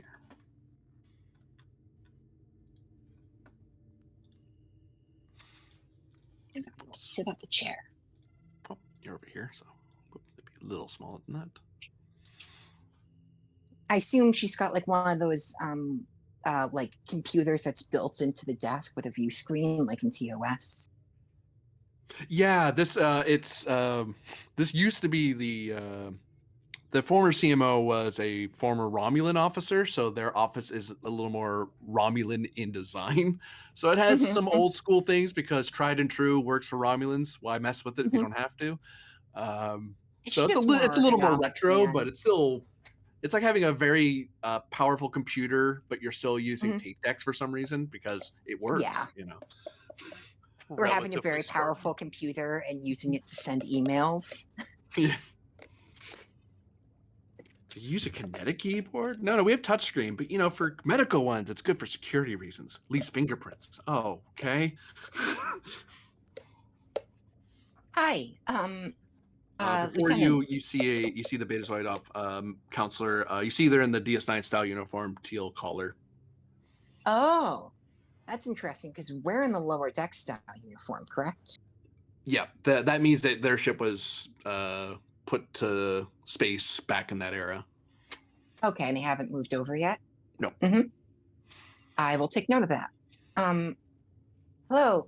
Okay, one last question before. Do I know anything about Lieutenant Sophia Nexella? That's not a question of like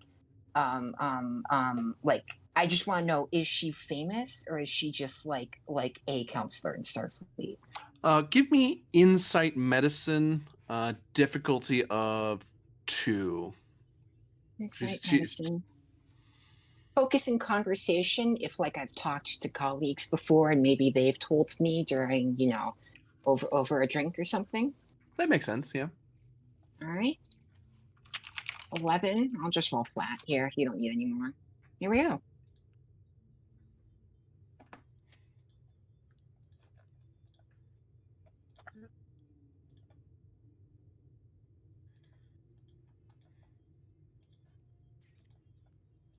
Oops.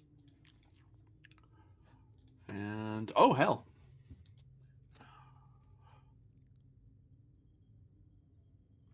So yeah, you recognize that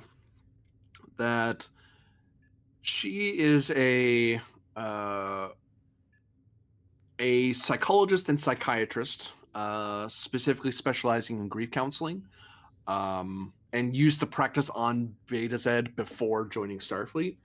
I'm sorry, did you say Greek counseling? Grief. Oh, Greek. Okay, I thought you meant counseling. Okay, that makes more sense. The death of loved ones upon which you would possibly feel sad about it. Oh yeah, the Greeks. Yeah, but the Greeks are also known for their tragedies, so it makes sense. You feel guilty about bringing the horse into the town, but really, it's not your fault. It was a pretty horse. Behold a man. She is known. She isn't one of the greatest leaders in her field, but she is. You do know her by some reputation on the Odyssey as a rather capable and talented officer. Yeah, for her rank. Counselor lieutenants usually aren't that good at the job. Not to say they're terrible; they're perfectly proficient at it.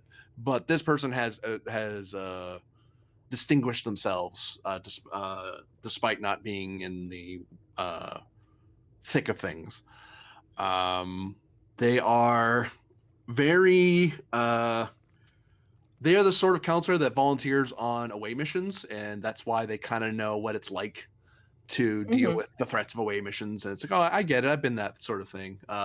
Very field counselor attitude of things, even if she isn't any good at fighting or fixing things or hiking or anything like that. She's not terribly fit. Just wants to know and reassure people. Kind of a chasing, although she has been chasing for promotion pretty hard. Like she started on the Odyssey as an ensign and then bucked. That's part of the whole. That's the other half of volunteering so much. You know that she's kind of bucking for promotion all the time. Teacher's pet stuff. Yeah. Career oriented might be a polite way to say it. Career orientated. I will take note of all of these things, and if there's anything I know, it's that chasing the promotion doesn't always end well. Counselor Asa, good morning, I suppose. Is it morning? We have been working around the clock on a new deborgification method, but don't mind me. I am perfectly fit and ready. I am transferring over the files relating to my experience treating Starfleet officers with Borg trauma. But I wanted to call you and personally interface with you and see if you had any questions or comments and, speak counselor to counselor about this. Certainly. I mean, let's see. Getting the notes now. Yeah, no, I mean, the problem with the audit with my crew is that it's, we're a reserve ship, so we don't really see, we're not usually in danger that often directly. I mean, we end up being in it because Starfleet, but Borg, I mean, I've never ran into them myself. It's hard to relate to a patient when I haven't been in it. But I try. I do what I can. I'm hoping these notes will help me. I mean, it will be. I mean, I note in the file, and I kind of suspected as much, but I noted in the file that a lot of your patients may be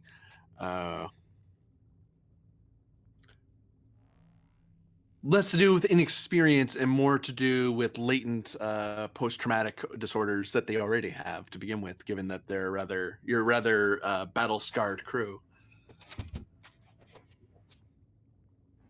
Yeah, Asa gives her like a polite smile of like a you don't have any idea what it's like dealing with these people, but yes, that's one way of putting it. But yeah, she'll give her a polite smile and say, yes, I imagine it would be quite different dealing with many junior, retired, or otherwise secondary reserve fleet officers than people on the Achilles. But don't forget that the Achilles is also a training ship. It has many ensigns and many cadets even on board.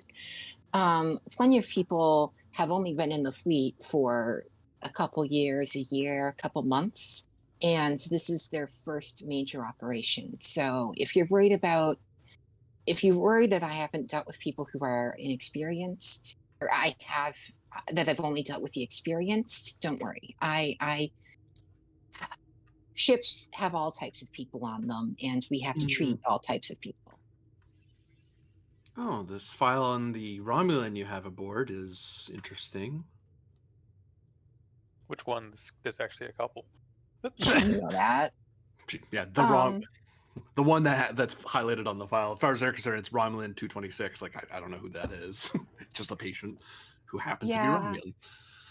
Romulan 226 is, well, you know the type. I'll be frank with you, counselor. I really don't. I don't work with Romulan. Well, that's not true. I've worked with Romulans before. They just don't wear Starfleet uniform when I encounter them.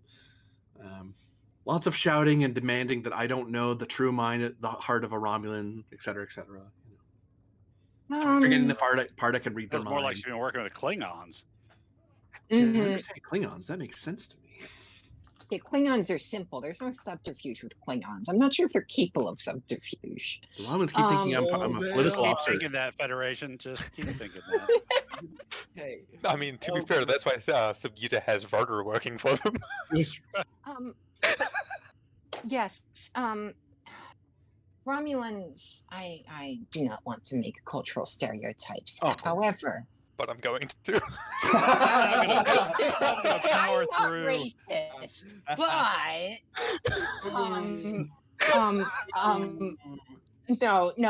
no. Asa's going to say, patient 226 exhibits a high degree of paranoia, distrust, and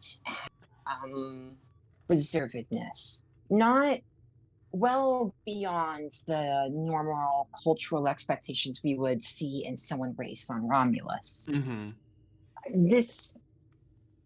So what I meant by that is not we've all seen Romulans before, but I'm sure you've seen problem patients before. People you want to help, you want to reach out to, but can't because they don't want your help. I will be frank with you. I have not found a solution yet to helping those kinds of people. Well, really, I mean, far be it for me to tell a senior counselor how to see through the clouds, and whatnot. But Go ahead. Rank doesn't matter in medicine. I wish that were true.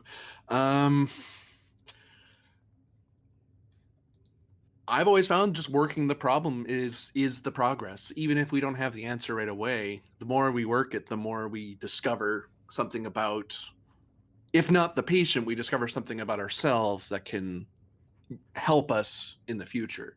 So, I mean, I've had to treat 2 different Vulcans with very different philosophical outputs, and interpersonal issues come up, and I found that just keeping at it has been what stabilizes. If nothing else, even if I don't solve the problem, I do learn more, and I keep feeling like I'm making progress, I guess, as long as I'm working at it. Because even if we fail, it's simply best to do what you can under the circumstances, because the real mistake is just to stop trying, right?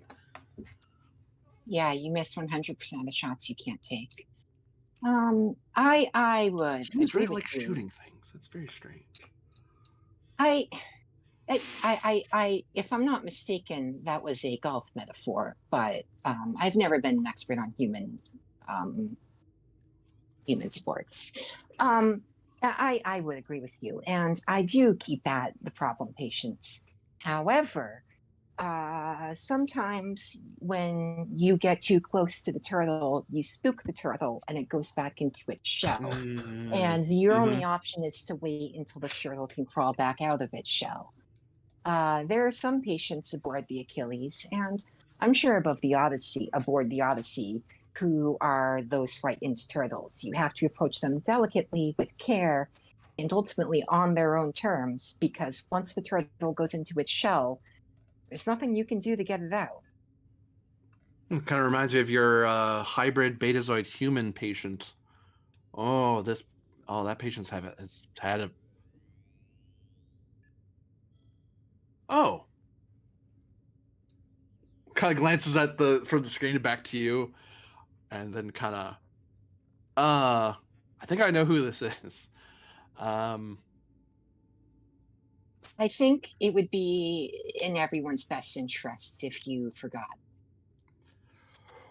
Oh, it's kind of hard to forget.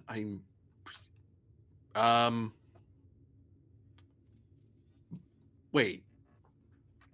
Was the rank correct? Did you enter the rank in correct? I feel like there's a computer error. The rank seems wrong. Patient Alpha 1732 is Nenson. I spoke to him just 2 minutes ago. I know how many pips are on his collar. Oh, I never thought he'd graduate. Huh.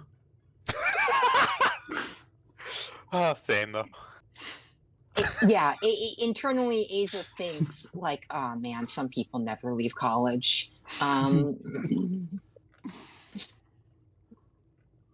Huh. Oh, goodness. Oh. Oh, that's weird. Yes. It's very odd that the patient didn't develop a trauma from losing an arm. Instead, he's worried about. Oh no, that makes sense. Having a mild phobia of superior officers. That's kind of common for valedictorians. And being afraid of being stabbed. That makes sense. Really, I'm not sure. I mean, not really good for a field officer, but no trauma about losing the arm. That is very odd. You'll remember around the same time as that incident, the patient discovered the body of their own deceased mother. It is not uncommon for. This was not particularly surprising to me, given the circumstances. You'll also remember that the Federation has a diversity of ideas around the issues of humanism and transhumanism. To some, losing an arm is not a curse, but a blessing. I'll admit I have my personal bias against the patient. I know who the patient is, and I admit that I have my own. Asa gives like the very slightest eye bulge that she just says that out loud, but holds her tongue. I mean, that's something you're supposed to admit. You're supposed to say, there might be a conflict of interest, and I don't think I can treat this patient. You don't just come out and say, I think I have biases against this patient. Well, I don't know. mean, Maybe you if you're don't say treating, that to the patient. I guess, but I don't know. It still seems kind of blunt. It is rather blunt, but Betazoid. This is true. You said you were Betazoid, correct? The black eyes of the Betazoid still. And then nod. That would make sense. Tilts head. Oh, right. Well, shrugs. I do sometimes. Some patients appreciate the frankness of my approach, and some very much do not. It's You've nothing to apologize for. I was just. Asa looks for the word. I was raised in a society where to discuss your feelings is the opposite of the norm. Well, and all these notes are very good. And even the senior information will be useful for the senior staff. I think I'll get some good insights in here, but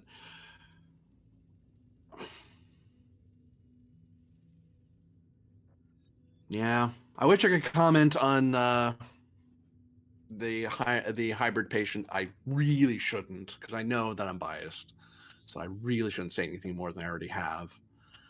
But yeah, no, thank you very much, Counselor Reza. I think this will all be very useful. If I find anything, do you want me to just message you back? We have our transceivers fairly robust. We should be able to get something to you rather quickly if we need to. If we learn anything, because I've read here that you're also working on something to do with the liberation process. So we might be trying to do that here. That is what I was going to discuss next. We are actively researching. We are actively pursuing methods to. Asa kind of looks for the word. We are actively pursuing a method to mass produce, how you say, a large number of Borg, to mass producing methods of reversal of the Borg process. It is an ongoing process. However, it is expiring most of our resources, no matter how fast we work. And any assistance that you can give to this project would be greatly appreciated. I could pass on to our doctor. We have our sick bay is a little more advanced than yours. I'm not trying to show off. It's literally the difference. And maybe we just have tools that will solve the issue a little quicker. But Borg tech being Borg tech, it's probably going to be some other issue. It'll probably try to eat one of our instruments or some other nonsense. Of course.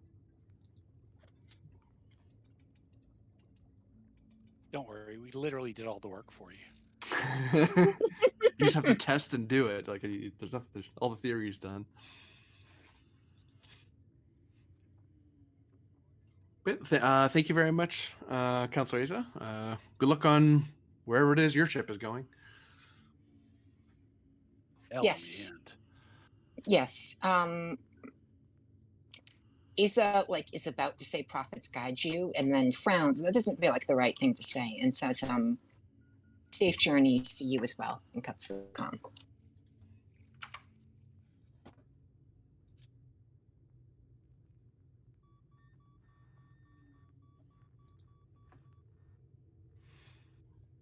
And I think from here, I believe a briefing may be in order. We certainly could. So, new scene. Get us into the right room. Boop.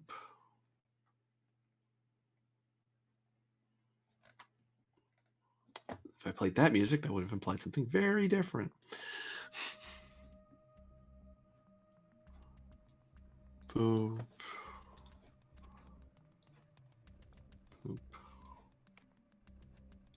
Where you go. Be there for sure. Oh, I still don't have your token updated. Let's fix that.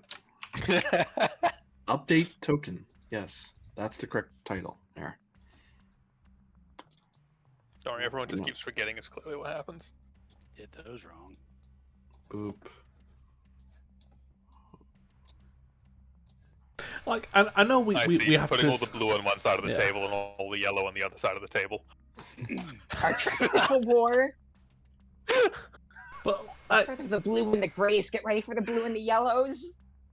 like, if we're being honest, I know we're supposed to put people in rank order, but this really isn't a ship for that.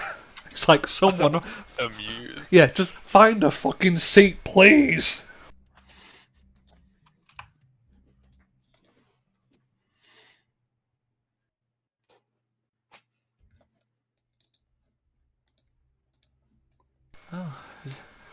Oh, yeah. You notice Ensign Vince seems to be very preoccupied at his pad as he's working on something.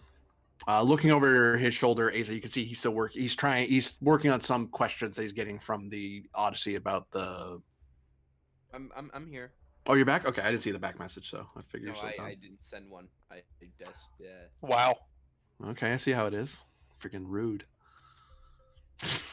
Yes, no, everyone's gathered, and everyone sees the new addition to the room, the who has changed into lower decks teal rather than the DS9 uniform to kind of blend in a bit more with the Achilles. So he doesn't stand completely out, but you notice a human looks to be in his purple hair, seems to be in his early 50s. So first and foremost, Lieutenant Commander, would you like to introduce yourself to the senior staff? Certainly, sir. Stands up out of his chair and looks at everyone. Greetings. I'm Lieutenant Commander Alex McKellen of the U.S.S. Odyssey. I'm its science officer. I'm here to be a liaison officer between the Shackleton Expeditionary Fleet, or Fleet Operations, your fleet, and the Fifth Fleet. I have specialty in cultural anthropology and xenolinguistics, but I'm also familiar with first, second contact protocols as well. Yeah. Well, thank you for that introduction. Sir? The Achilles welcomes you. I'll just nod towards the Lieutenant Commander. as the representative of the Achilles science department, it'll be a pleasure to work with you. Well, it'll be nice to work with a former student again, though I doubt you remember me. Ensign. He sits down. Enderta shoves the last little corner of his breakfast bagel sandwich into his mouth and brushes the crumbs off of his engineering coverall. Very engineer. Welcome. Yeah. Wait, do I remember this guy? Insight science difficulty of 2. I'm not gonna spend anything on this. And he's sort of assisting because he's trying to remind you. I like how Minota is finishing off his breakfast. Penn still has a bowl of porridge he's trying to eat. You said insights science? Yeah. Is that what you said? Yep. I'm going to add comfort either to Penn's list. Oh no, it's not comfort eating. He just doesn't get a chance to eat it. Oh, okay. Well, he got transported. It Just gets eating. refilled every time. He's like, damn it, I'm trying to eat it all. Stop filling it up again. Man, imagine how much easier eating would be if you had a third arm. Yeah. Yeah, you remember McClellan? He's a he was a teacher's assistant back when you were in school. He was helping teach how scientists can speak with non-scientists, but he was more helping the main teacher, and he graded some of your tests and that sort of thing. Oh, one of those teaching assistants. Former student. Fuck you, Jack. Well, tell us how you really feel. Jesus Christ. Oof. Damn, Jack. I was sensing some. I might not be a Betazoid like Ven, but I can sense strong emotions. You do recall that he is since you made the roll, you recall that he is a time displaced human. He's actually from a much earlier era and joined Starfleet later. Literally later for him. He's actually one of the few science officers who is not a sensor specialist. Like most Starfleet ship assignments are sensor specialists, like you are, or like other parts of the Achilles. But he's primarily a anthropologist and linguist. And he's more of a communications officer than he really is in Teal, rather than a sensor officer.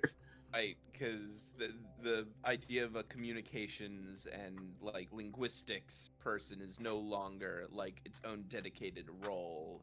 On some ships it is, but it's usually something that the people usually an operations or engineering thing, less a scientist thing. Right.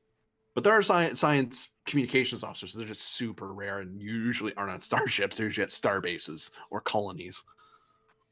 Or research outposts. Yeah. And you do know he was part of he's been on a tour of the Gamma Quadrant, actually. Post Treaty of Bajor. Did it ever come up what era he's from originally? He's from the very dawn of the Federation era, so around Cochrane's time. Oh, whoa. Bit of an adjustment for the guy. Hence why for his rank, he's very old for someone who's, as a science officer, who's been serving as long as he has. He should be a commander, not a lieutenant commander. And doesn't count. If I was frozen in amber for 1,000,000 years and I just got out, it doesn't make me 1,000,000 years old. Well, I think okay, yeah, but it's he- the guy's actual age in terms of once he's out of. Oh, Yeah, oh, he you mean like his graduated actual- back in '75, around when the Treaty of Bajor is being when in the final year of the war. Okay, I apologize. yeah, so And he was- has been here for a bit. He's been here for over quite a few years. He spent at least 2 years just being educated back to current standards, because schooling in that era was freaking terrible. Don't die. It's like, hey, do you want to leave Earth? Yes, but it's so nice here. I don't care. I don't want to be here anymore. Earth sucked. I mean, Earth now sucks, but is awesome. Earth back then sucked. Well, the Lieutenant Commander is here to assist us with the orders we have received from Rear Admiral Grennan. And I'll not make that access to everybody.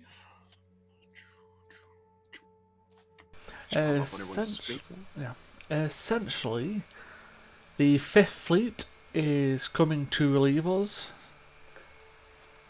which is actually very helpful. We don't have to do anything stupid anymore, so yay for the Fifth Fleet. We've given them as much information as we have, so that hopefully set them up well for the main operation. We're to charter, hopefully, a safe route to the Coalition of Scarlet Hunters home systems and make contact with them to hopefully set up a safe zone for ships to travel through and to take refugees. So this is essentially going to be a pathfind, make sure it's safe, and hopefully second contact of trying to make good impressions. So a little less Borg and hopefully, well, less shooting.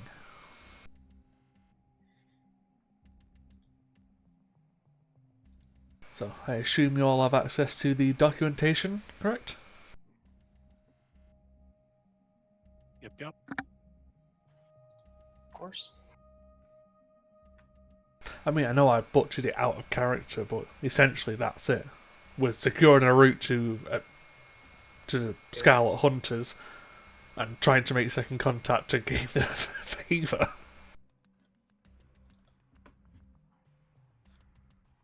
So is there any questions on our orders?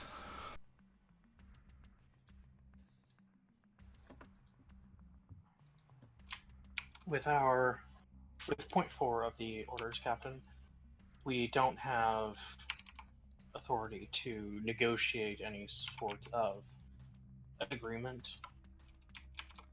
Correct.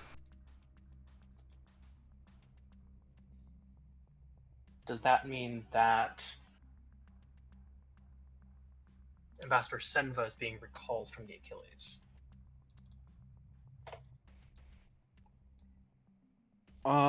Actually, I think I can answer that, says McClellan. If you don't mind, sir. Oh, by all He means. looks a little nervous as he realized he just spoke up. He's like, whoops, it's not my ship. Lieutenant Commander, this is the time where you say what you need to. Out of here, you follow standard procedure. Aye, sir. Commander, and Captain, having an ambassador aboard, we wouldn't be able to do anything official, but it isn't unheard of for us to have unofficial communications to kind of lay some of the groundwork. For a little time, I worked with the diplomatic corps. We found that sometimes the unofficial visits kind of became the intel report, if you will, for the formal diplomats later. We just have to be very careful that we can't promise anything to avoid that sort of thing. But that's more the realm of Counselor Saleha here and the ambassador you have. I mean, we do have diplomatic suites, but I don't know how useful they're going to be for this one. So, yeah. We just accidentally lead them in there and accidentally have their favorite food ready to go. I mean, I doubt they'll fit. Looks at the pad. Oh, yeah, that's sort of yeah. Oh, yeah. They're also subterranean, so I imagine some ships have diplomatic quarters explicitly for non-standard humanoids and those who are not humanoid at all. Of course, it's more a matter of scale than that of environment. Nanerda, the interstellar power profile should be available. Which one is the one? Thank you. Which one is the one that's got priority 2 orders. Okay, that's what I thought. Yeah, it's more of a logistical problem, not a us not wanting to counsel her. They're essentially big space whales, kind of in armor, in a ship. I suppose you could convert one of the cargo bays into one. I mean, just move. I mean, if you have diplomatic suites aboard, then that could be something you could shift over. Perhaps a shuttle be equipped with all the necessities for diplomatic talks, and then we meet them in space with that. That way, they know they're talking directly to the relevant parties. Well, we can get both of those set up, like change one of the shuttle bays into or cargo bays into a diplomatic bay, and set up a shuttle so we can meet them on equal ground. So that will hopefully help us. I am concerned. Do we know that they would be grateful with the shovel bay conversion or insulted by it? Because it is essentially entrapping them in one modified room in our ship. It is not the same as bringing them aboard. Essentially, most of the information we have on them is they are militaristic and do heavily focus on the mercantile aspect of spacefaring. So hopefully this interaction will be more transactional than trying to insult them. Like I said, this is also kind of the fact finding and information gathering. We really have nothing here. Yes, reading over the polity briefing, this species appears to still be operating within the exploitative and financial based structures. Almost, well, perhaps not as avaricious as the Ferengi, but Commander McClellan, do you have knowledge of these kind of social and contract type of societies? Unfortunately, yes, sir. It was a very common thing back when I was. That's all to maybe the good in this situation, though. It is. And scale wouldn't matter much, I suppose. I mean, owning half a country and owning several star systems, it's all one at the end of it. Oh. So maybe I shouldn't phrase it quite like that if I meet them. Yeah, probably a bit more diplomatic when we meet them. Just an idea. But essentially, we need to feel out how they would lean toward us, maybe using their system to transport the refugees and ships through, and try to ascertain whether they have ties with both the tripolity, which is a possibility considering the tripolity have been messing around in Shackleton Expanse space, and maybe even the Tal Shiar.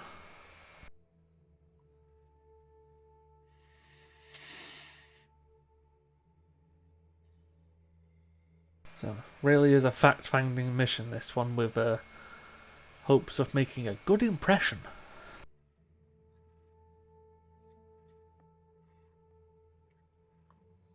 Which I am lucky, considering I've got a counsellor.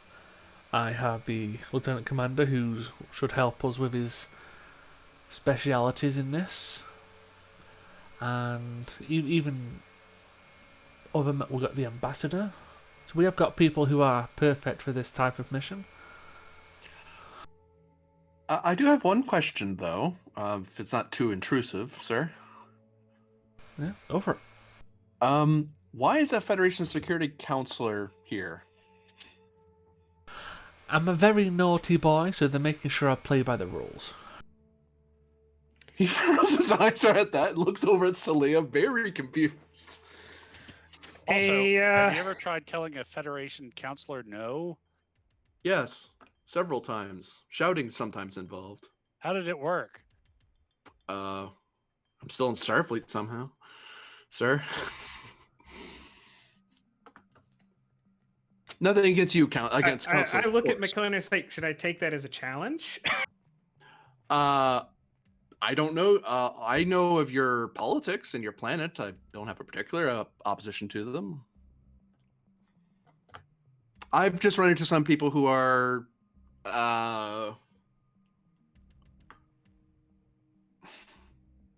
let's just say I've run into counselors I really disagree with. I'll leave it at that. I think it's the proper thing for me to do. Me too. It could, what Captain Pin said could be seen as correct if highly obfuscated.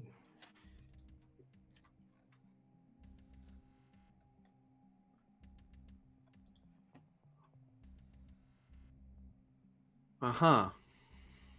Yeah, I join was the hoping club. to convince her to give the engineering core raise right across the board because we deserve it. Hey, if I don't get a raise, you don't get a raise. Without us, your chair would fall apart. I was under the impression that you were beyond, you as in those raised in the Federation, were beyond the petty pursuit of material objects. Yes, getting my head around and ready for the mission, counselor. Yeah, the counselor smiles. I could arrange for temporary compensation for interacting with resourced economy-based polities, but I look around. I don't know where on the Achilles you would spend it, Commander. Oh, I could find a way. You haven't set up that gift shop yet? Ooh, a gift shop. I'm not I didn't selling know I my was aboard a weapons. Galaxy class. We're still waiting on the plushy Captain Pins. Did it come with like removable leather jackets like I do? That was too Like much, so you they do? have to stay on. Oh, come on.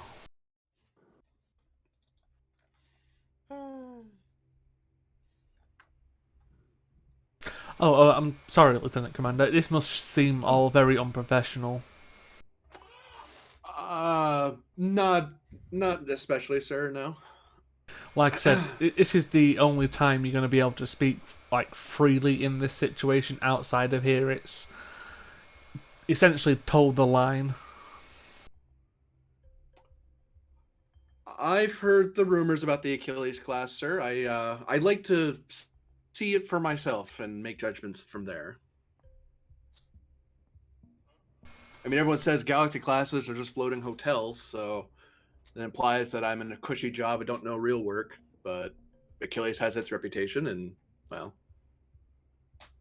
part of that mystique has been shattered. For the better, in my case. The Achilles engages in quite dangerous and mentally taxing work, engaging in a panache of more casuality, not casualty, allows for greater crew bonding and lessens the trauma. I think it is a good thing to encourage in ships of this nature. Keep in mind, I've been here for a week, and I've already been involved in an exploding Tal Shiar base and disabling a Borg tactical cube. So, That, wasn't entirely our fault. I'm just trying to look over at Asa. Not say anything. The commander an idea of what he's getting into, counselor.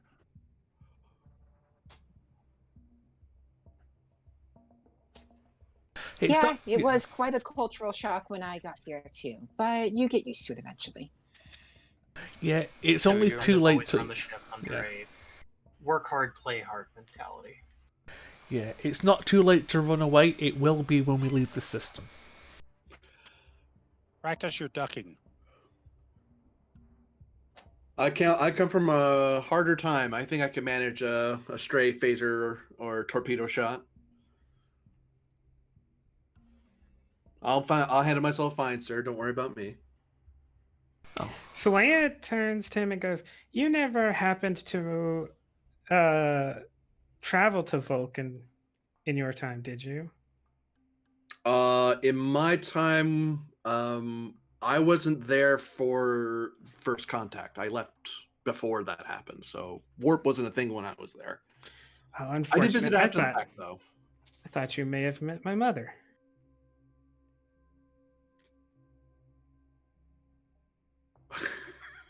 McKellen looks like he's gonna say something and then stops himself and just grins. Yes, counselor. Didn't have the pleasure, no. I wouldn't have said that. Well, let's just add a tiny bit of professional into this. Are there any questions, considering we essentially know what we have to do? How What much do you want resources me? do we have at our disposal to conduct unofficial negotiations? As long as it remains unofficial and we don't say, "Oh, we're going to give you 10 planets worth of dilithium," or we should be fine. You have the uh, choice. You have the chance to negotiate somewhat along very broad terms. It's just you have to make sure you don't commit to anything. We have to make sure that the Federation is not committed to anything. Pretty much. It's like we Slight promised. distinction. Yeah, it's like we promised we will look into it. It's like it's a pointless Also, statement. anything that the Achilles is legally allowed to perform as an action on its own. Pretty much. We've had some experience with negotiating treaties that do not encompass the entirety of the Federation legal system, but are on starship bases. Back when the Achilles was a part of the Tiger Squadron. Again, this may be a That was situation. under Admiral Grinnan. Fleet Captain Grennan at the time. Again, we may be needing to think along the lines of preliminary contract negotiations rather than traditional treaties. Yeah, A good thought. more than likely. We'll just have to be careful about the wording of it because depending on how their language base works, I've been trying to study it. I'll be up to it by the time we get there. But some cultures promise a verbal contract is as good as a written contract, and others are species specific. It'll depend on how far we can, how mercantile they are, and how loose and fast they are with their politics, or with their business rather. Which same difference, I suppose. Where's the Ferengi when you need them? Well, Far away from me, please. For now, if you work with the counselor, the ambassador, and maybe Commander Jaishu with the command department, we can probably come up with some plans of action, some points to move forward with when we get there.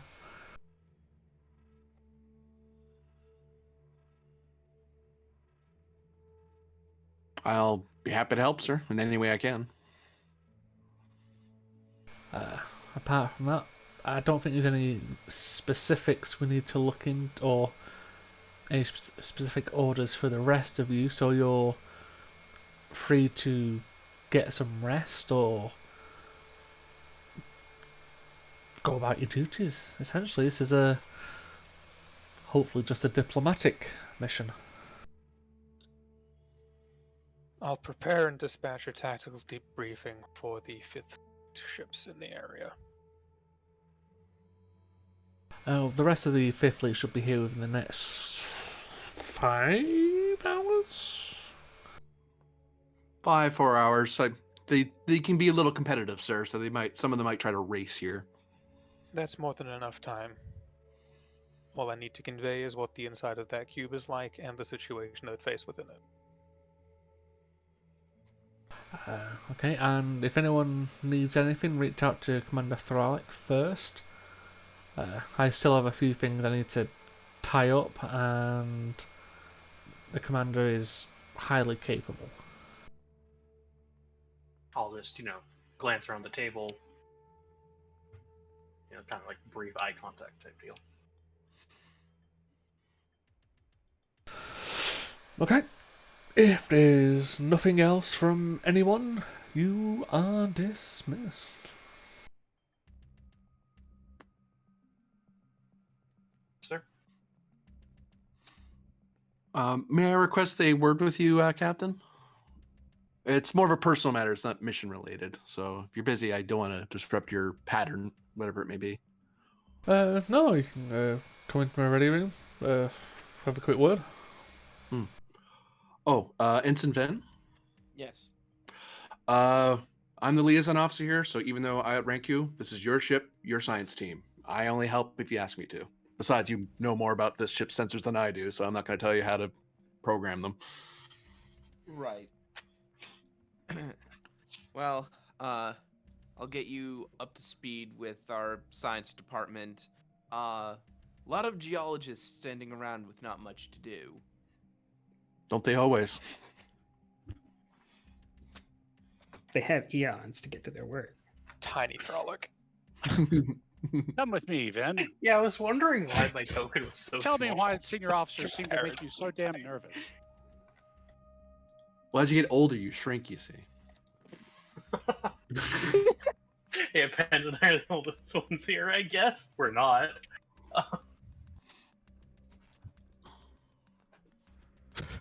But did Nerda just step into an elevator with a commander, another lieutenant commander, and Vin, and ask Vin why he's afraid of officers that outrank him?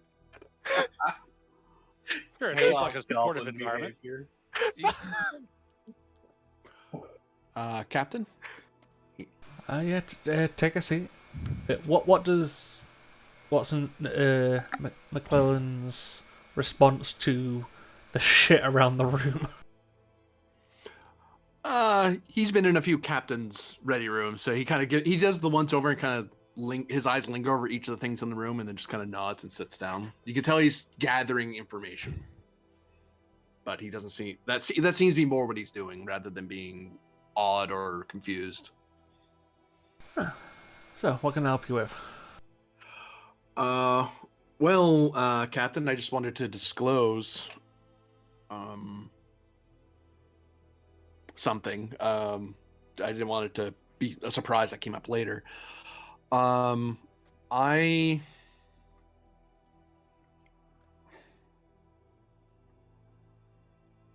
permission to speak freely, sir? Oh, sure, go for it.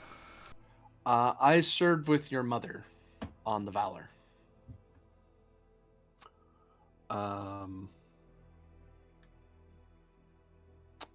And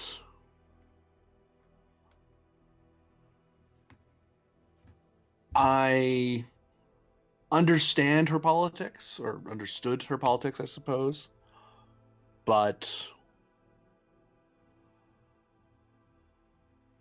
And I respect her very much.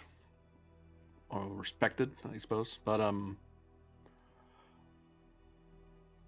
I just wanted to clarify, because this comes up every so often, that I am not, nor do I intend to join the Tripolity. And I look forward to working with you, sir, in particular. She spoke of you in the year, and I remembered her talking about you and your sister, sir. And I was really hoping when what happened, we wouldn't meet. But the assignment's the assignment, orders are orders. So I'm happy to see you, sir. I'm also not terribly pleased to see you, sir, to be quite honest with you. Do you know the organization she was part of? At the time when I served with her, I suspected something was up. She felt very secret police-ish, but I didn't poke at it. I was an ensign back then, so I went. Oh, sorry, lieutenant back then, so it wasn't for me to poke at. But yeah, I know what she was from the official report. Yeah, so was I. While I'm not proud of that time, I'm also not totally ashamed of that time. We had a complicated relationship. Obviously, it was familial in the aspect of she essentially raised me, but it's like, oh, I raised a dog to guard and attack wild animals.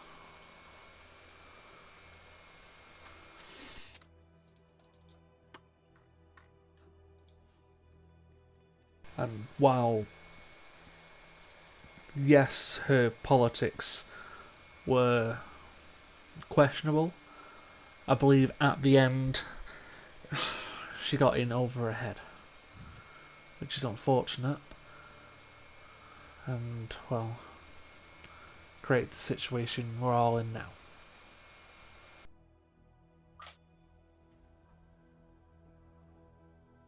Oh, I'm gonna not like asking this question, but is it true you're the one that killed her, sir? It's true I was in the room when she died. How do you mean? She was essentially nearly dead at the time anyway. I was gonna try to bring her back, but I was also undercover and infused with calcite crystals, so I wasn't exactly running at 100%. And Starix broke into the room and disintegrated her. So the official story is the correct story. Correct. Just wanted to hear it from you, sir. People like to think of me as the monster committing the oldest sins in the newest ways. Which, you know, it works. It serves its purpose.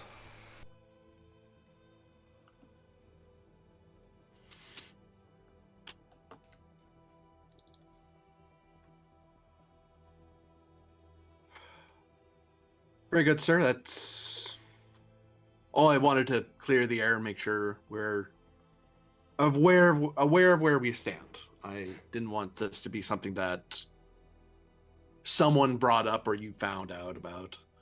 And if I seem at all tense around you and your sister,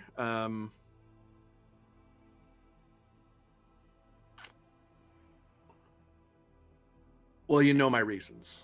But you're the captain of the ship, and we have a job to do, and that's what matters. With my personal feelings aside. Well, first of all, Asala was never a part of any of that. She made sure and I made sure. She wasn't a part of any aspect of what myself and Aslan was doing. And as for your political beliefs, religious beliefs, or whatever the hell, the only thing that counts on this ship is, can you do your job? If yes, you're welcome. If no, get the hell off my ship.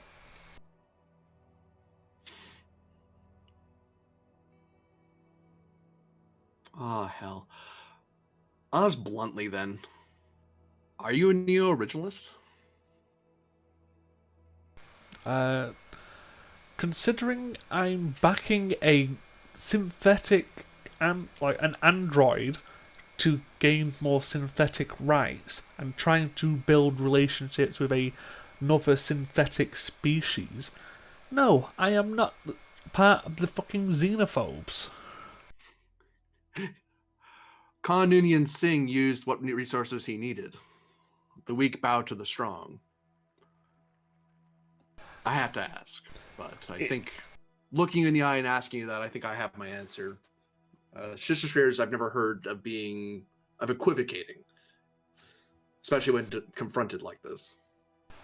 Honestly, the way that I see it is, even with this Borg cube situation and trying to rescue as many people as we can, at some stage we've just got to say,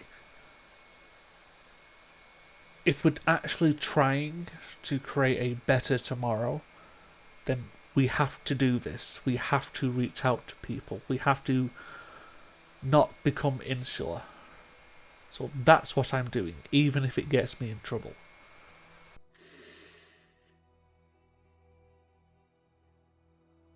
Very good, sir. That's all I have. If you have nothing else for me, sir, I should get to my duties. No, nothing from me, and I appreciate the honesty. Like I said, in these situations and in the briefings, this is the time where you can be honest. Outside of here, it's you essentially toe the line.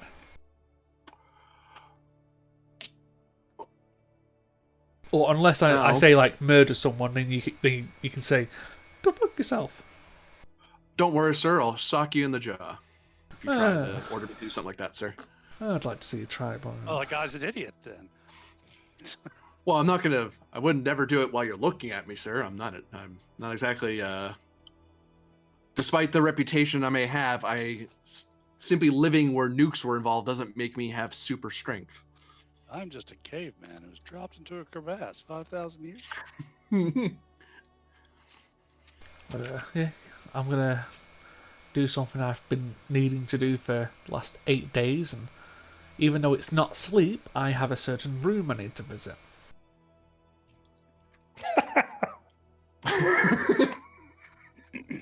He's blunt.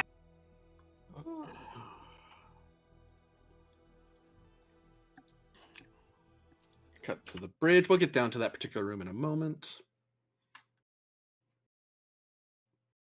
Yeah, so I don't mind this fucking linguistics expert. It's like, just tell me what you think. Thank you. Different era. He's like, hey, well, I get yelled at if I'm frank with people. I get yelled at when I do that. Yeah, if he says anything wrong, he's from a different time. Okay, old man. I really don't like being called old. I am old now, but like, not old anymore. I mean, or wasn't. Oh, so you're like a caveman. I'm really not liking that.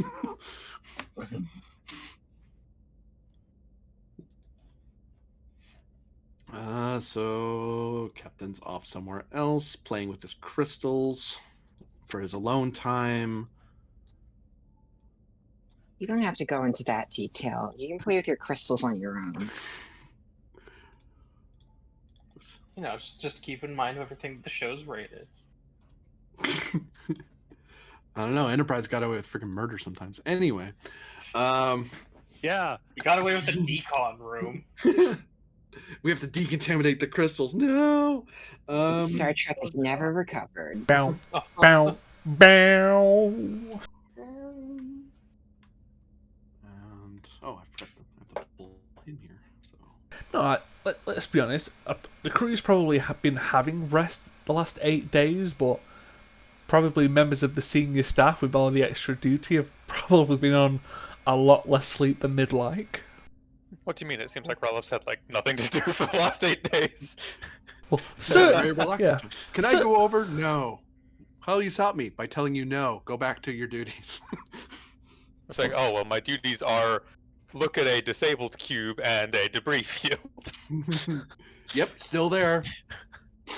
Okay, Do anything? Nope. Some of us have been very busy then. Yeah. Like, Some of us have been working around the clock to try and save people. Yeah. I mean, listen, he can help with that, kind of. He's got an engineering score of 3 and a medicine of 2. Yeah. You just didn't ask. Medicine score of 2 is like you know how to do the Heimlich maneuver. I don't know what that's going to do here. No. Medicine score of 1 is you know how to do the Heimlich maneuver. Okay. Medicine score of 2 is you also know how to use the hypospray. There you go. Do you know why the Heimlich maneuver works? Yeah. So yeah, McClellan takes up one of the auxiliary panels in the back and he tunes it for science. Because that's one thing science, yes, but you can see he's pulling up linguistic stuff on it. He's already researching the language. But what are people doing to prepare for the journey to the planet, to the star system? To the planet or before we leave, because we do have the thing to pass over information to the fifth. Yeah, you can give control security difficulty of 2, assisted by computers or communication security, to send your tactical update to the fifth. It's like, As you notice, some of them are starting to come within like the outer edge of your sensor range, and they're starting to close on your position. it's like, yes, we have the prior reports before we showed up of the few that did survive, but this is a report of someone who went in and left without having to flee rapidly. So there you go.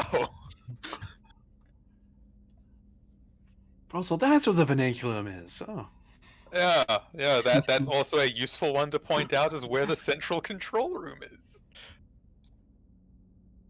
geez, why didn't the Gungnir just blow up the vinculum and be done with it? No, they have to blow everything else but that part. Yeah, really. Where the hell's engineering? I don't think.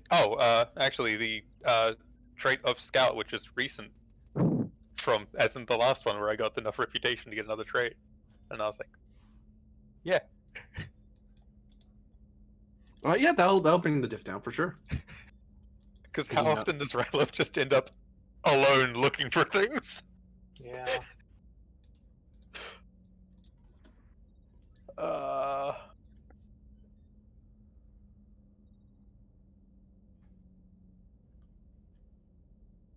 Kernel systems. See why they just couldn't call it engineering. I mean, I'm sure the Admiralty focus of strategy and tactics works, unless that one changed. Has it? Granted.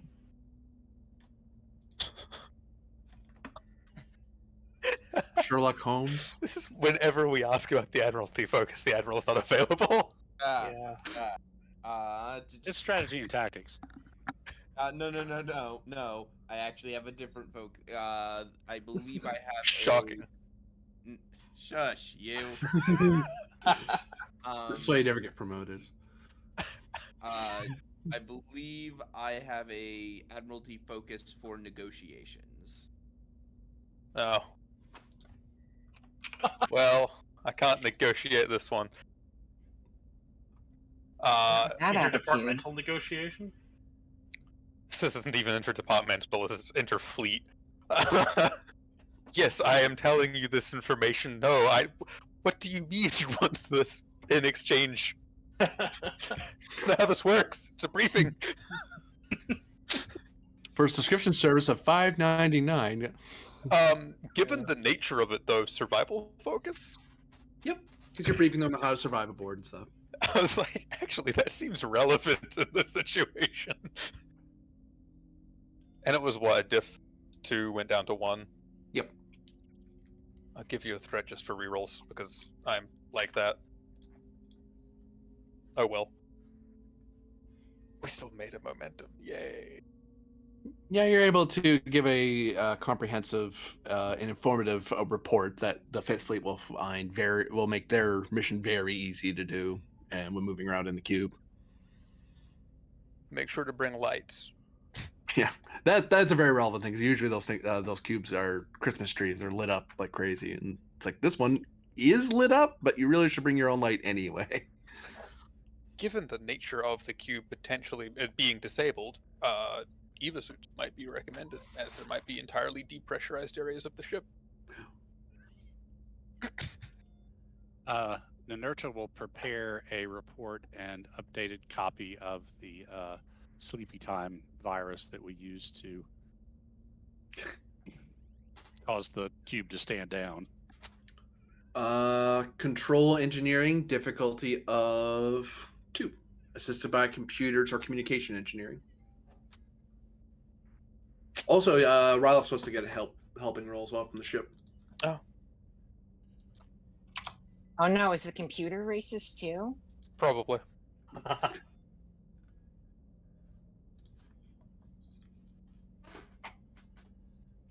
Achilles is there and security. Okay. Nice. It didn't like being called racist. It was like, I'll show you. Pick a threat for Told you. bold. Certainly. Roll. Control false. You are rolling. Oh, 10. I'm not used to it Correct. flicking off. Okay, I'll start all over again. However, you did get a crit on the second one. Presumably. I'm guessing you're it. higher than a 2. Well, I guess rolled I an can- 18 for that. So roll. 0. No, I was meaning like the first one where the second die in the first set. Oh, Uh, you're right. no, Yeah. I actually do not have a focus really that applies here. Oh, never mind. I Yeah, tried. actually. Yeah, actually, those rolls stay the same. Oh. Hopefully Weird. the ship saves you. Yeah, Do you want me to get that again? if you don't mind, if you got it pulled up. Yeah. What is it rolling? Control engineering, I guess, or computers engineering. Yep.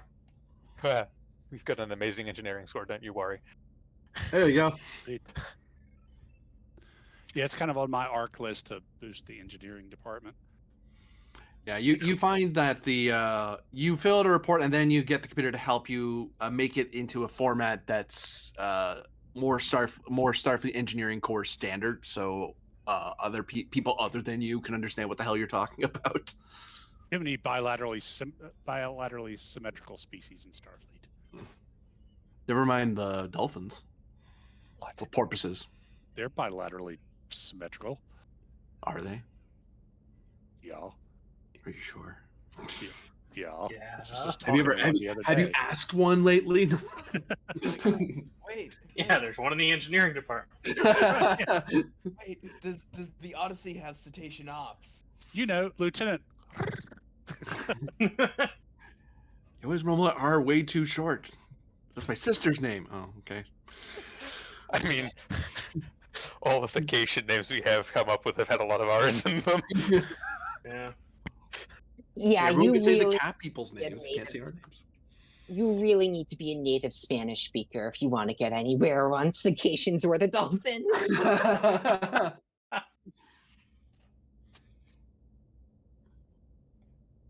Wonderful.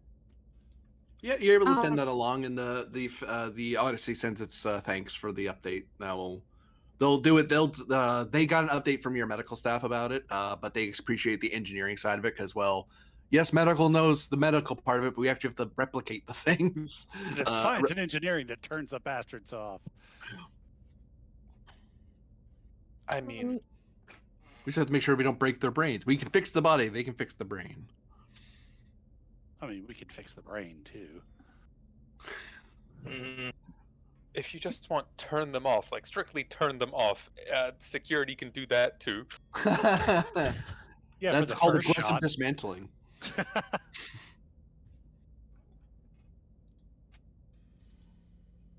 It worked for more than one shot in your presence on that cube. You take that back, engineer.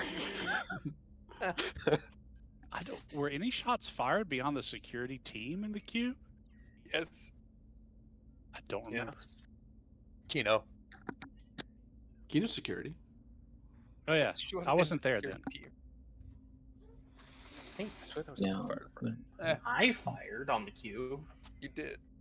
You're technically I'm not security. security. I'm not. I mean, you're the head of the Mako squadron. I mean, of the hoplites. You're not Man, security Makos. anymore.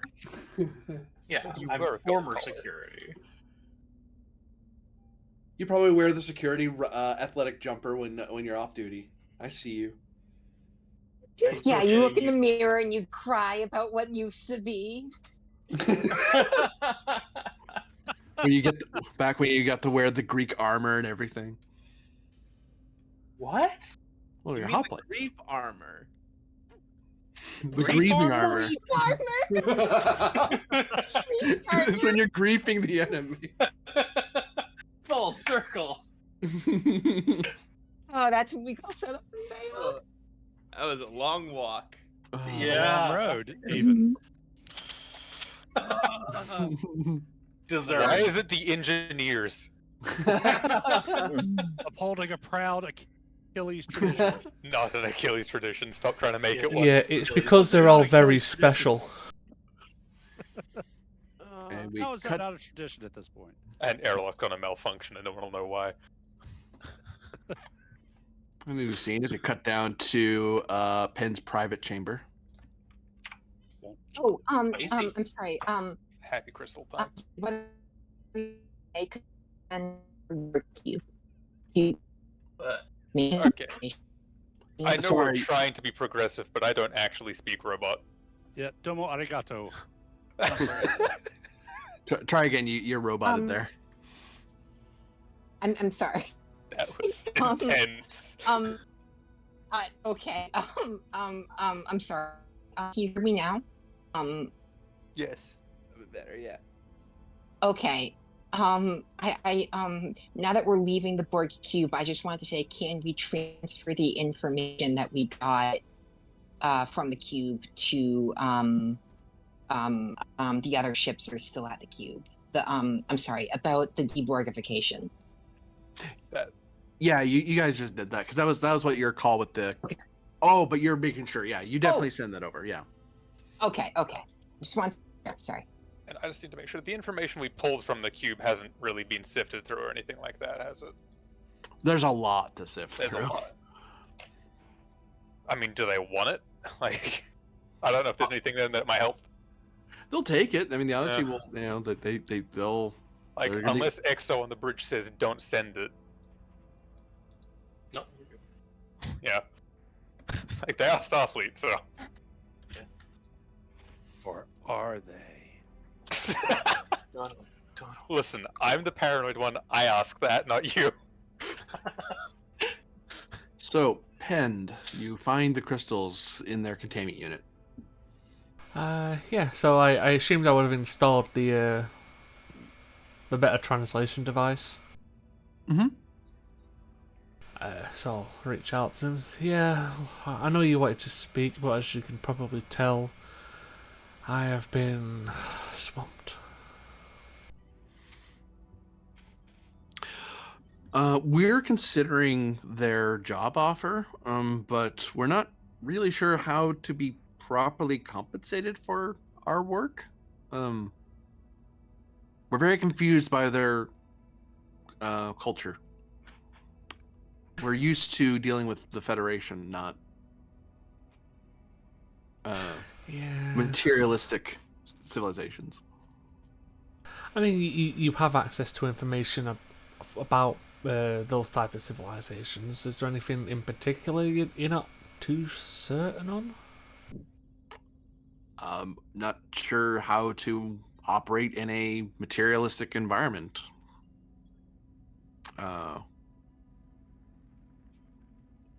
Yeah, you don't really have form either. Oh, not. Well, you have form, but not. Yeah. We have form. Yeah, We're right here. Yeah, I know you have form, but what would you want as payment or compensation? We don't know. We've always gotten what we needed. I mean, I've Yeah, got. we have no need of shiny statues or bits of metal. I mean, I have an idea, but I don't know how feasible it is. Are you able to separate part of yourself? We'd rather not. Would you separate from your arm? You can, but you'd rather not. Well, I mean, I've already separated from my leg. We do not wish to repeat your mistakes.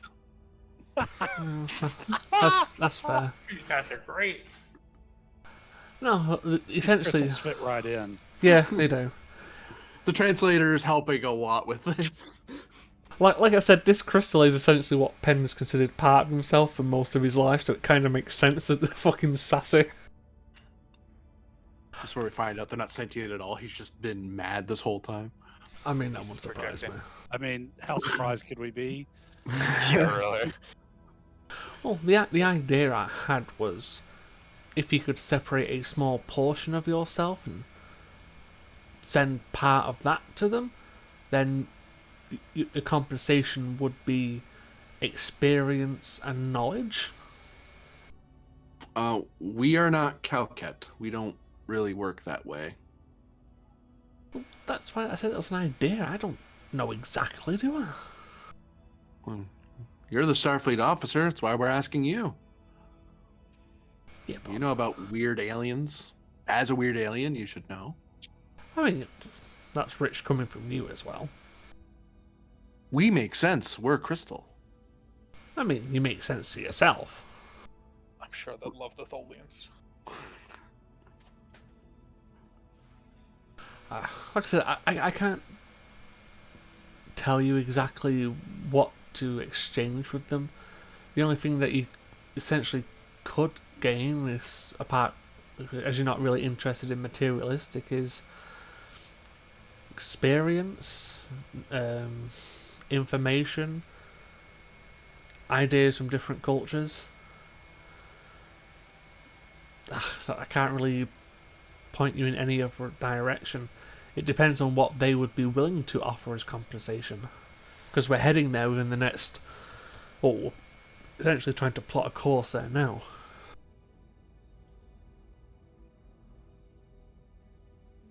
We would like assistance in figuring this out.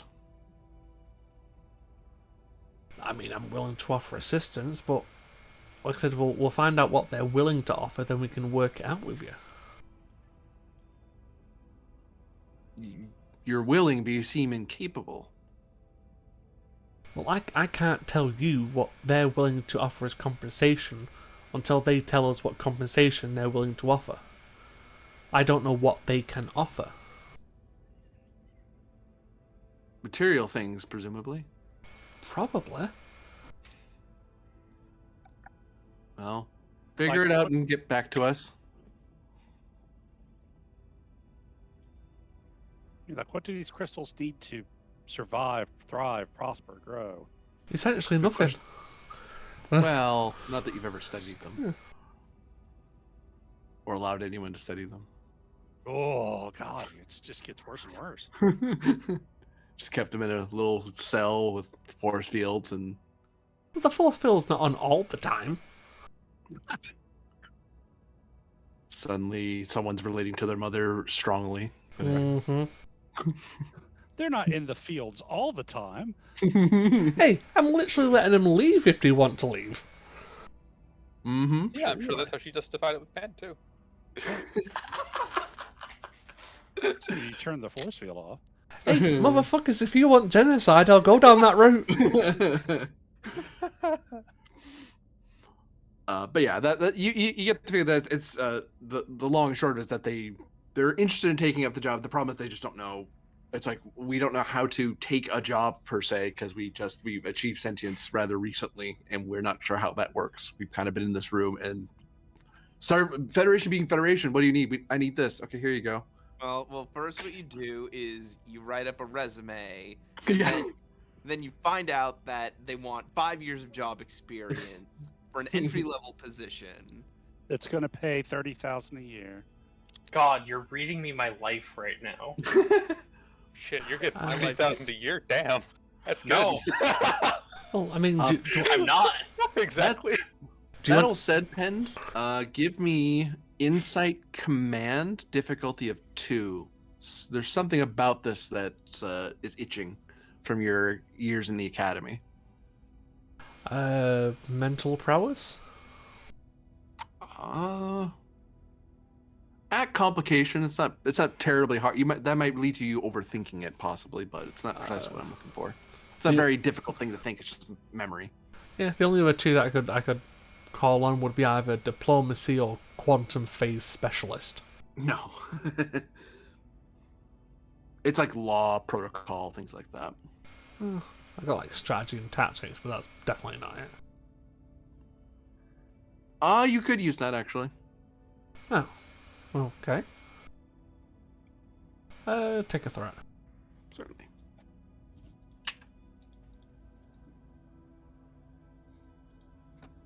Oh, here's your momentum back, by the way.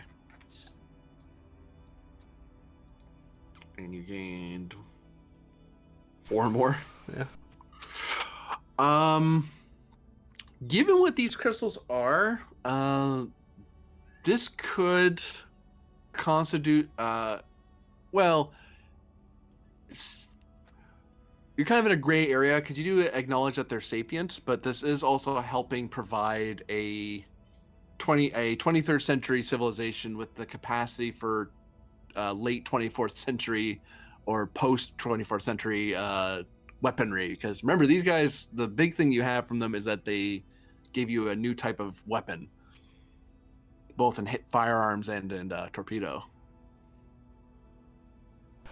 Oh, I was gonna say it constitutes a sale of weapons, but they're a person, so, and they're not really a Federation citizen because they haven't been recognized, so they're kind of just an independent set of life forms that happen to be on your ship. yeah, so it's a weird one. Like, I've been trying to do more of the crystals, but we've had Borg. Well, when we get there, the only thing I'd ask is after you leave is maybe don't give them like high level of weaponry because it can mess with the growth of the species. Isn't that what they're hiring us for? Yep, more than likely. It's just don't go like too far. It's like there's advancement, then there's jumping 3 stages of advancement. We don't understand. How are we less than what we are? No, I get it. I'm just trying to come up with ideas with the situation. Don't worry. We're glad you do. We're not entirely sure. Hey, do you want to leave this room? At present, no particular need to do so. Do you want access to the more access to the systems while we're Yes. going? Go ahead. I'll bring down the force field and allow them to interface. Just don't blow up the ship, please. Anything to do with computers has a complication increase of 1 because there's a massive intelligence that's in there now asking a lot of questions. So the computer's being taxed. Oh my god, is Ralph getting a fucking security alert about this now as well? It's just like, Actually, if anything, the science department is getting a blip. They're getting told that there's an error in that someone's pulling a ton of data off the computer core. Pen to bridge. I believe Throllock's the one up there. I guess that would be bridge here. Please inform Sciences and Lieutenant Rylov that the crystal is currently interfacing with the ship. It's asking the computers lots of questions. No one needs to freak out. Meanwhile, back on the bridge. Sir. Crystals, says McClellan.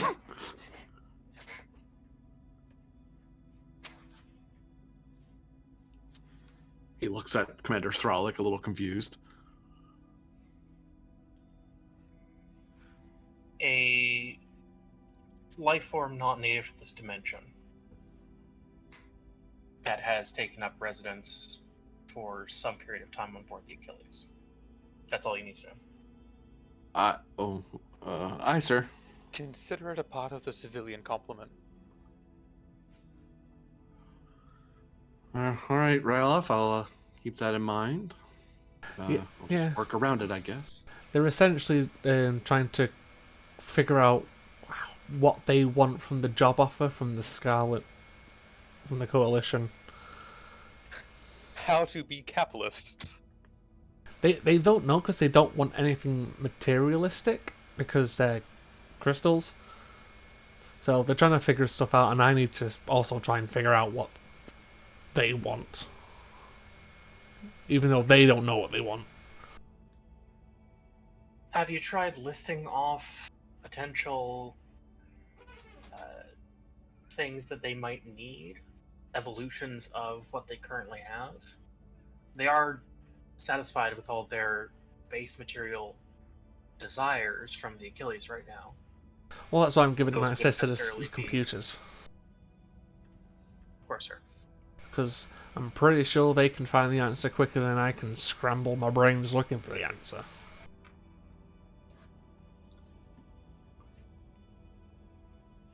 But no, I thought I'd give you a warning that if you see someone looking through the computers, we know who it is. Understood. It's like all relevant files on the self-destruct have just been accessed. Weird. Yeah, they wouldn't dare. They'd get caught up in it as well. Sir, I'm detecting a new Google search. It says how to fake command codes on Starfleet vessel. They're just looking up on Memory Alpha. You get a security alert from Starfleet Security. Okay, who on your ship's looking that up? Yeah, don't worry about it. We have to worry. That's our job to worry about it. Nanerta would like to flag for the intelligence's attention the essential computer and system pathways that will we're going to need for to find our way through a new sector of space and all the power and everything that is essential that we have to have bandwidth for, and kind of flag that for it and ask it politely to leave us the kind of bandwidth we'll need both for standard operations and to be prepared for increased bandwidth on those systems in emergency situations.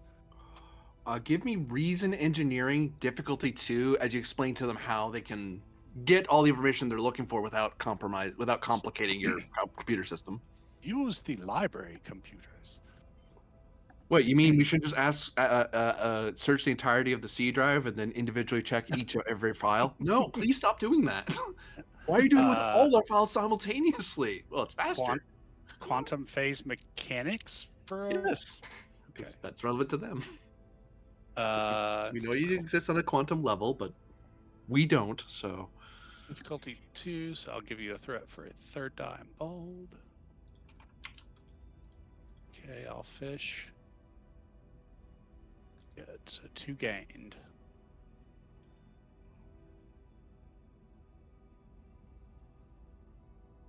And since we got those hanging out there, what is the good advantage of that thing being in? Okay, here's the advantage. Sits there as an actual highly developed crystal intelligence interfacing with the what we'll call the library computers. We have an advantage when we're trying to access any information because it can find it even faster than the normal processing speeds. yeah, for 2 you can do that. It's okay. While you're in there, could you look for this? Oh, sure. Yeah. Right. I mean, if we ask for the rest of the episode, like, oh, you need to find information on I don't know what. Yeah. It's like, given our mission is actually relevant to what you're trying to learn about right now, anything we ask for might actually be useful to you. Yep. Yeah, I'll take 2 for that, definitely. Cool. But yeah, I'll cut comms to the bridge and I'll just say to the crystals, well, you have access to the computer. If you find anything that you want, need, or have questions about, just reach out. We will. Okay then, I'll just head out.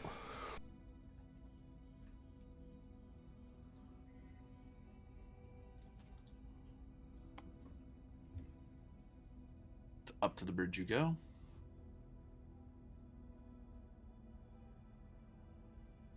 And Captain on the bridge, McClellan says out of habit. And then he looks around, notices no one else did that, and he looks very embarrassed and turns back to his console. I keep my seat warm.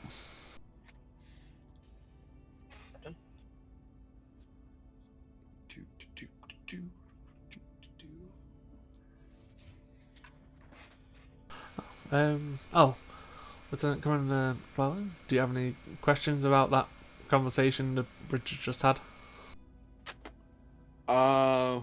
Many, but I get the feeling it's not mission critical, sir, so I think I'll keep my nose out of it.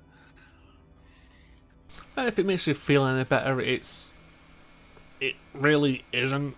well, previous situation. It's actually we're currently taking them to a job offer. McCullen kind of looks over at Celia in the room and then looks back to you. Of course, Captain. Who was this? The crystals. What crystals? Don't worry about it. So are you talking about the ones in that room where we had the disciplinary trouble? Yeah. Oh no, that's when the oh, that's a different one with the orb. This is actual Oh, all those rooms look the same. The containment rooms, yes. So I have no idea what crystals we're talking. What are these crystals? Tell me more about these crystals. They are a set of crystals from essentially a different realm of existence, well, up the quantum realm,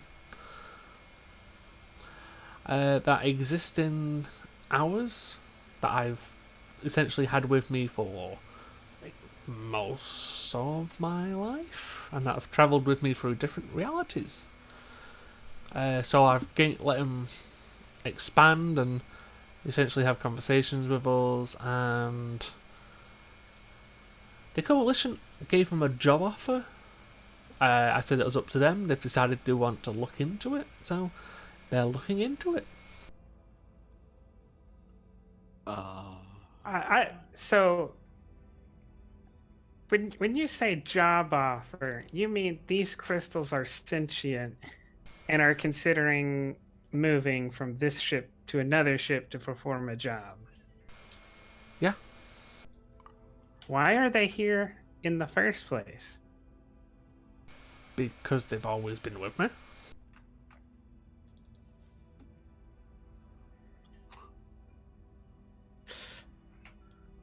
Perhaps this bears looking into, but I don't think now is the time. Like, I've just given you a factually correct answer.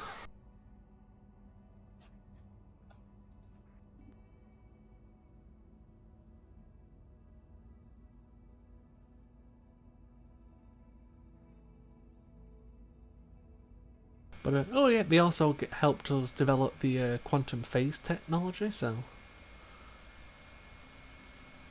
that's also helpful.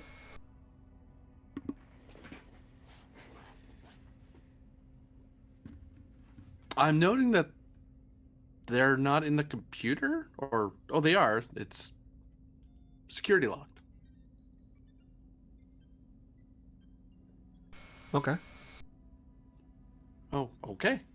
He clears that from his computer and goes back to what he was working on. I look at McLean and I say, well, if they're a certified Federation weapons developer, then certainly they would have that security lockout, right?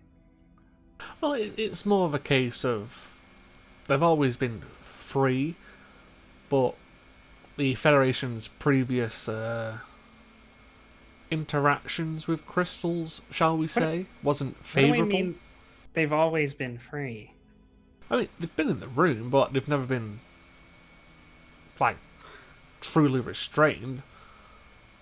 They've literally just been there. They could have left at any time they want. I'm going to stop asking questions now, because I don't want to know the answers anymore. Yeah, I mean, free isn't like the ducks at the park are free, not like. Yeah. I wouldn't exactly go around talking about someone and saying they're free, right? That implies that there's some condition that wasn't free, because generally everyone's free. No, Yeah, why is it being brought up here? I do not have crystals kidnapped on my ship is raising a lot of questions answered by my shirt. Every time Penn talks about the crystals, it seems worse and worse. Oh yeah. So essentially, I keep them there for their own safety, but they've always had they've always had the chance to leave. Yes, officer, there is a woman locked in my basement. Please understand, she is free and she's there for her own safety. Oh man. I mean, Penn doesn't care. Jag officer.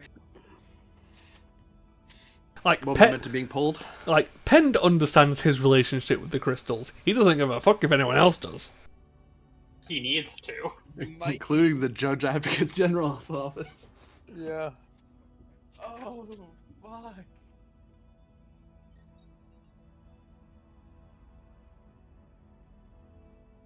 Oh, sorry, for Nanerda, computer plus science with that roll as well. I'll get it I for forgot you. you're using the same computer they are.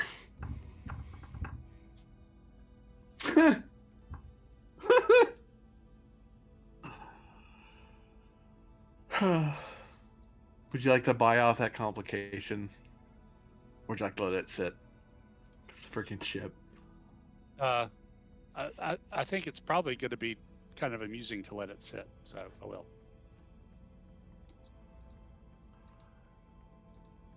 Oh, it's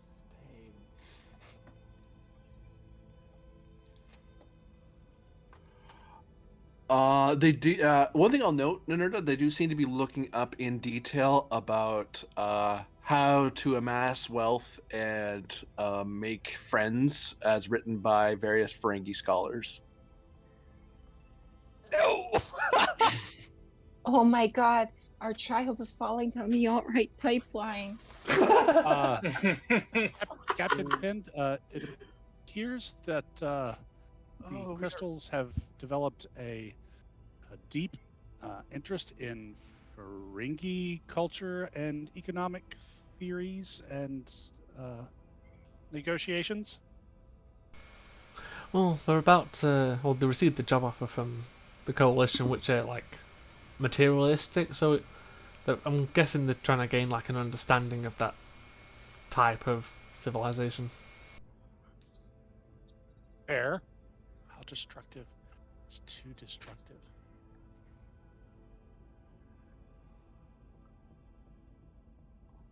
It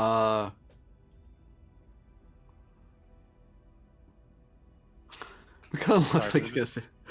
The captain just kind of. McClellan just kind of looks at Penn and looks at Thralic, looks at Nanerda, and just kind of seems at a loss.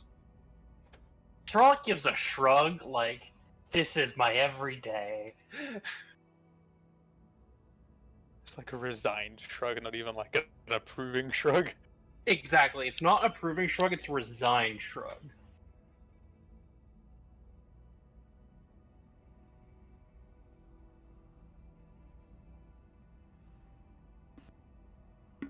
Uh-huh.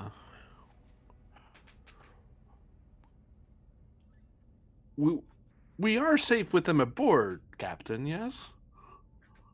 I mean, yeah, they've been here the entire time. But Starfleet Command issued them with the correct permits to be on here as a civilian, right? He'd like to spend a momentum to buy a die. He's gonna roll insight medicine here. He could buy more dice if he wanted to, but he wants to buy at least one. Yeah, sure. As he's beginning to doubt the captain's sanity. It didn't take long. Yeah, it's not the first one. They've always been with me. Uh-huh. Should I be calling for help? Are these crystals from a different reality in the room with us right now? No, I mean, currently, given they're in the computer system, yes, maybe? Depends how you quantify that. literally. Uh-huh. They're in the walls, so to speak.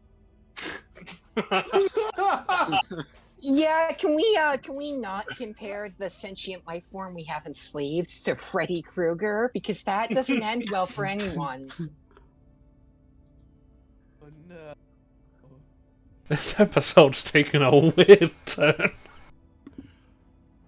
You think so? All three of Nanerta's hands are kind of flowing across the Elcars.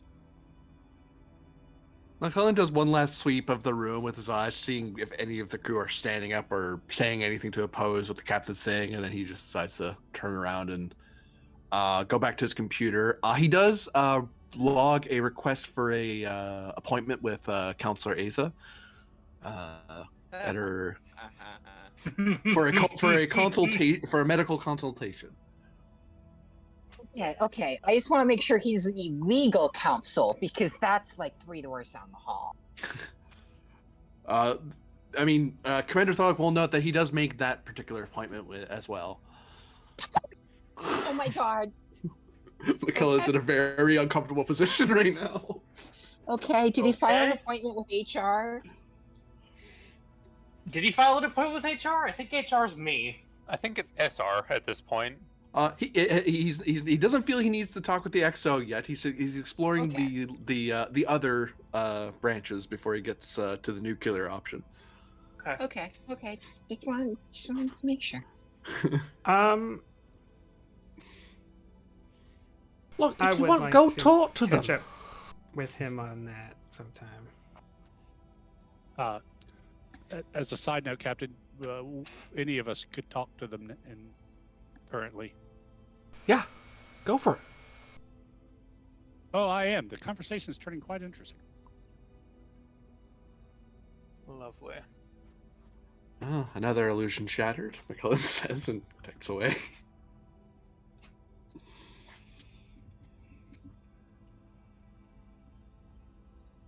Yeah, no, Rylo's just his normal, What's the, resigned here self. What's the emotional cadence on that another illusion shattered? Insight command difficulty of 2. Not because he's being particularly evasive, but he's not your average human, so he comes off a little Yeah. weird.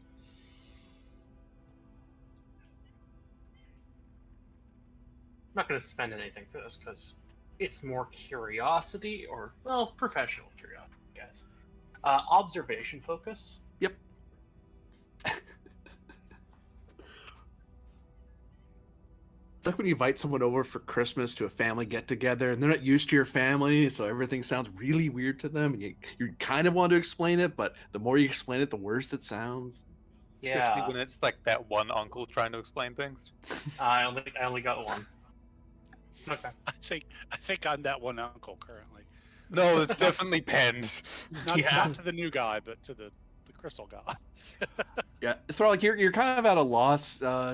It may sound very sarcastic or mean-spirited, but then you realize that he's from an earlier era that may be like his natural cadence, like that may be normal for him. But it's hard to tell without talking to him. Gotcha. All right.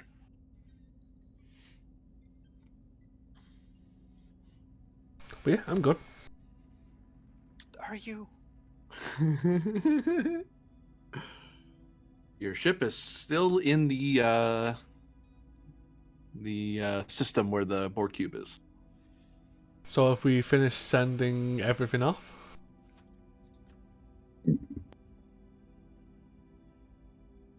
So far has been noted. Okay. So everything's been sent off, all information requests. Oh shit, we need to reach out to the Carrack. Oh no, the Kaptana, wasn't it? Yeah. To get them, to ask them to remain to assist.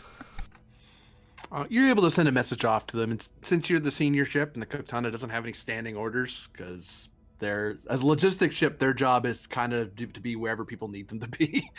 We need your help with something. Okay, what is it? This. Okay, we'll be there. Oh, that makes that a bit easier. Then yeah, like I said, if there's nothing else, I believe we are to begin our pathfinding to their systems.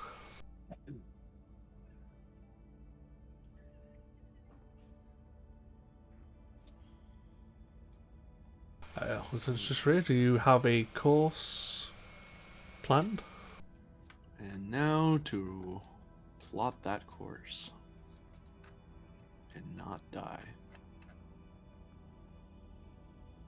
Okay, first off, the first step is always a task roll to start the sequence. And that is done with Helm. And Reason Con, assisted by Computers Con, difficulty of 3. There is a success at cost. Even if she biffs this, she'll still be able to do it, but if she gets this roll, then future rolls regarding the charting will be at reduced difficulty by 1. Yeah, that's fair. Focus in either protocols or helm control. Helm control.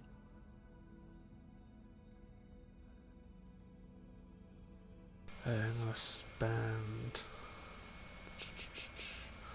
2 momentum, and I'm going to spend 1 of her determinations. To what value? I trust my captain's orders. Considering the conversation we've all just had on the fucking bridge. Yeah, I'll take that. Complications increase to 5 because of the intense and erratic storms of the Shackleton. Difficulty is the same though, because this is just straight up how to program a hazardous course warped. So that's Well, oh, I've got rerolls. Don't worry, I'm at 4 Well. already. And what was the difficulty? 3. Right. So we've already gained 1. I'll reroll. There you go. So we're up 3, and I'll spend 2 of that to squash. And I believe it was what, Computers Con? Yep. Is that also at Comp 5?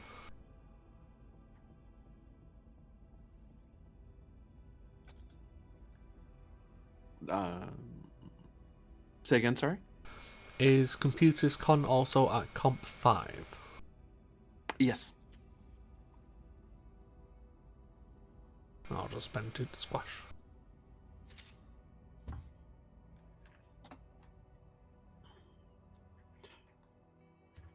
Initial course is plotted in, but we're going to have to stop and go a little bit as we progress to make sure we have a clear route that someone other than the Achilles can take. Because we'll also have to consider, if they agree, a route that their ships can take. Yeah, that makes sense. Well, if we're all... would like... Go ahead. Oh, sorry, go. Nanerta would like to try and attempt to create an advantage of having engineering crews reinforce the ship's structural integrity just in case we do run into unexpected bad weather, as it were. Yep. Sure. Give me control plus engineering, difficulty of 2, assisted by communications engineering.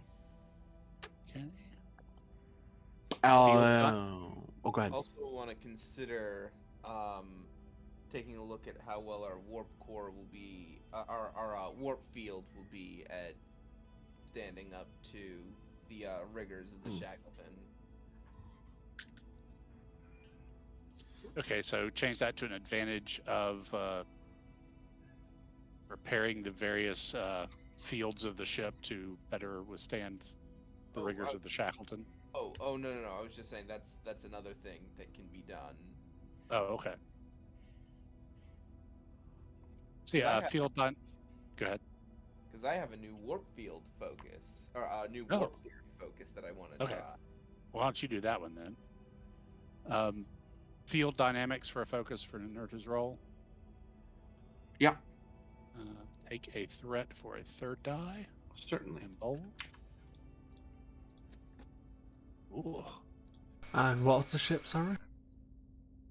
Communications engineering. The Achilles? Do you forget? So it looks like we gain 3.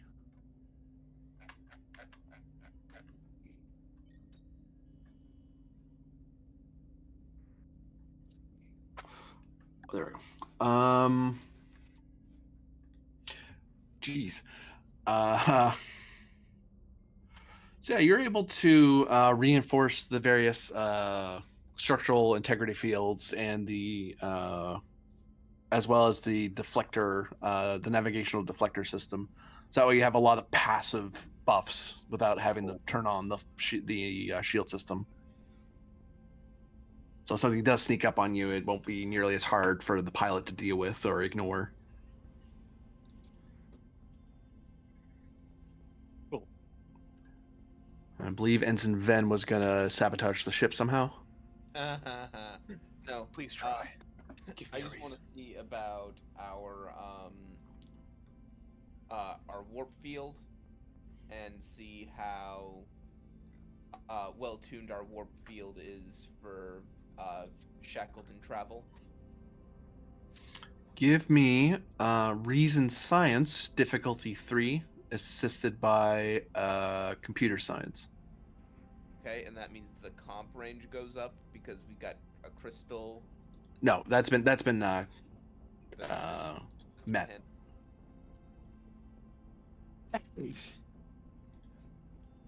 That said, it can still roll natural 20s all on its own.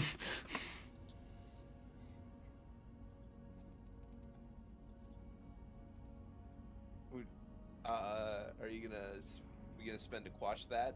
Well, you need to roll first. Oh, I'm sorry. That was for my thing. Got it. Yeah. Because if you roll no successes, that complication never happens.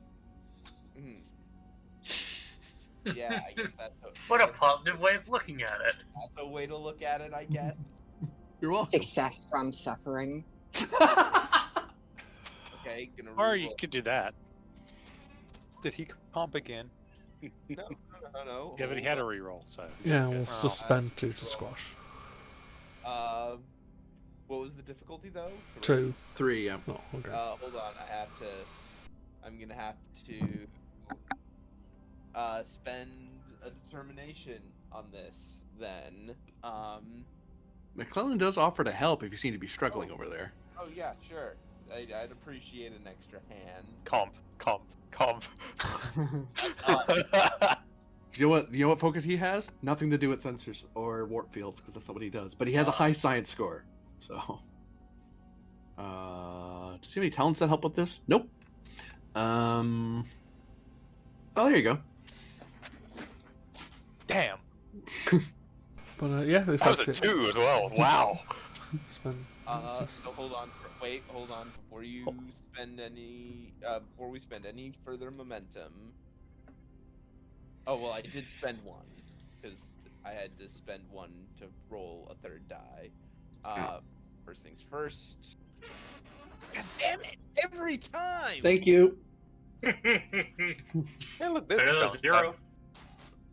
Barter, you are a false god. Not Well, false, Barter is I in just the- remember every time you say I'm a false god, I take it to heart. It happens to me every time I roll. Yeah? The spirit of Barter kicks me in the shins and Yeah. says you will take the effect and like it. And You know who it's- believes? Oda. And It works for him a lot. And True. it was, It's true. okay, so I generate a bonus momentum. I'm gonna spend the bonus momentum and 1 more momentum to wait, no, yeah, because we have to quash the complication from the ship. Yes. Yeah. Correct. Yeah. I do not have the computer's reroll talent. Does your ship have to adjust for these electromagnetic disturbances and gravimetric eddies every time it does a warp jump? More or less. Oh. Wow. In the Shackleton. Yeah. There's a certain amount of automation that can be done, but for more specific trips, we tend to try to fine-tune the warp field for specific trips if we know where we're going, as opposed to a general search and exploration patterns. Oh. If it's just a regular search and exploration pattern, we don't quite go to all the trouble. So you just roll the dice and take your chances in those Not- cases. Not quite. I mean, we don't do nothing, but it's less efficient. Oh. It's efficient if we know where we're going. If we don't know where we're going, it's a waste of time and energy.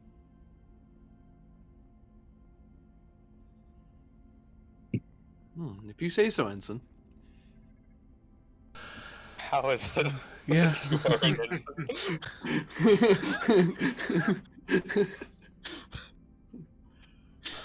Well, with that wonderful explanation, Lieutenant Shrek, take us out, please.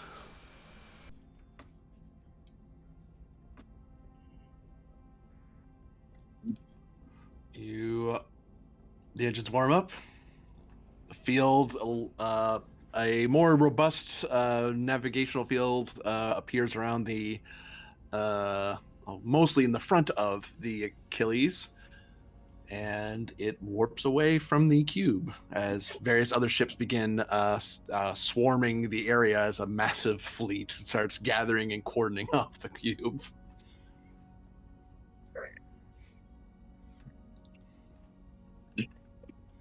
Oh boy. I'm sure nothing bad will happen.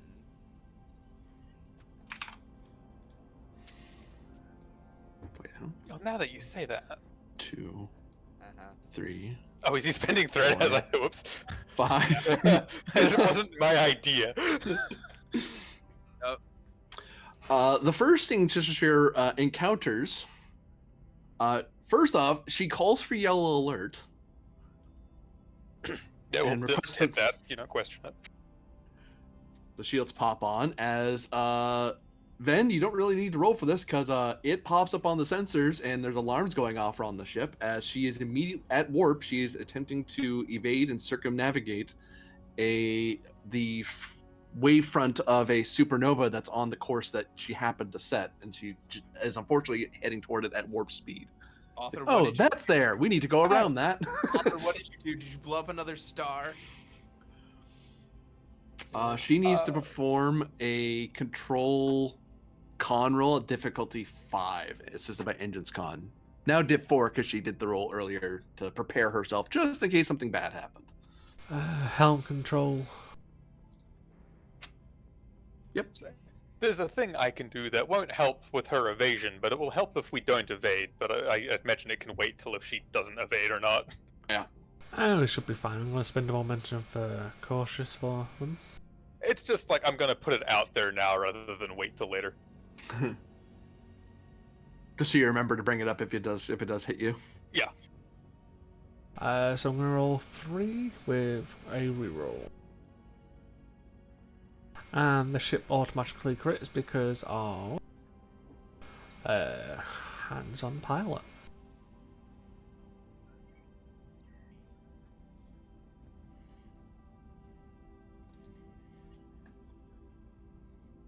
Yeah, she's able to the whole ship just kind of lurches a tiny bit as she's swinging the ship around the wavefront. Sorry, everybody. Didn't see that there. We'll be all right.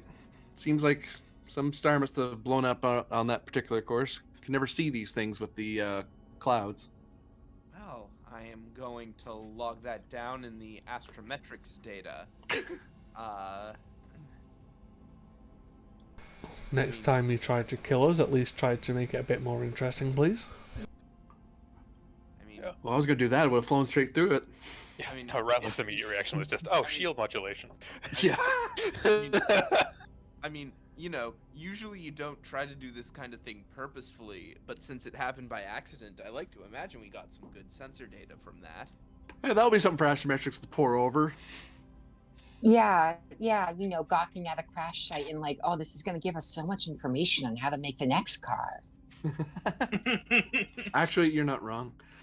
Yeah, that's I literally know how I'm they not make new wrong. cars. I know. And why I'll I pick said on it. you one more time before I do the proper roll. 2, 3, 4. Oh boy, you get so much out of those hazard cost rules. Oh, I'm using Utopia Phoenicia for this. But this one she doesn't necessarily have to roll. She notes that part of the reason she didn't see that wavefront is that there is a Class 5 nebula on the course that she's heading toward. It's kind of masking a lot of what's happening coreward of your course. She could try to it's difficulty 5 for her to fly through it or find a chart a path through it, or she can go around. The problem is going around it adds a lot of extra travel time because the nebula is huge, like especially class 5. You can see it. It's a massive superstorm. She's like, I can just fly around it, but we're adding days, if not weeks, to our journey, as opposed to trying to chart our way through and see if it's something that's temporary or something long-standing. Oh, well, it's best if we get the information now, because if it's something long-standing, then we know to go around it in the future. If it's something that's only here temporarily, it's like I said, it's information to have. All right, let's see what we can pick up. And actually, this actually could be a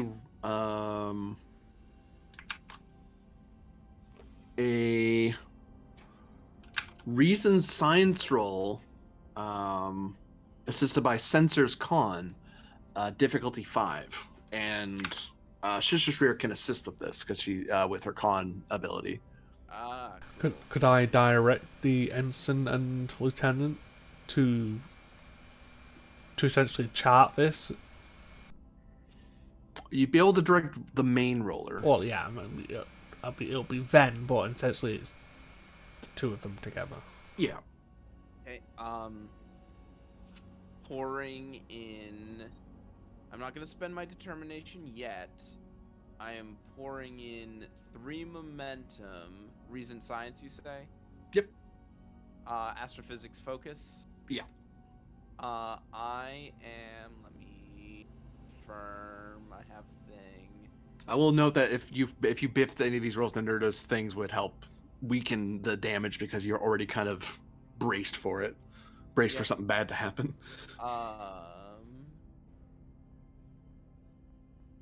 Not Aza though. Aza's completely exposed. Actually, I'm sorry. You said the difficulty is 5. 5. Yeah. Oh, here's what I'm gonna do then.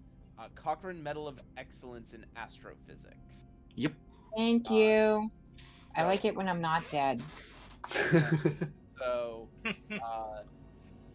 little did you know, Aza was windsurfing on top of the ship in an EVA suit.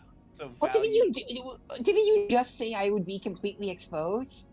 Yeah, exactly. Just be on the top. So value eager to explore. Say again, sorry. Eager to explore. Yeah, I think that applies. So that gets me 2 dice that roll 1s. I'm still gonna spend the 3 momentum, but that only gets me a 3rd die. But that's so that I have a reroll should I need it, and I have a focus in astrophysics. Baller.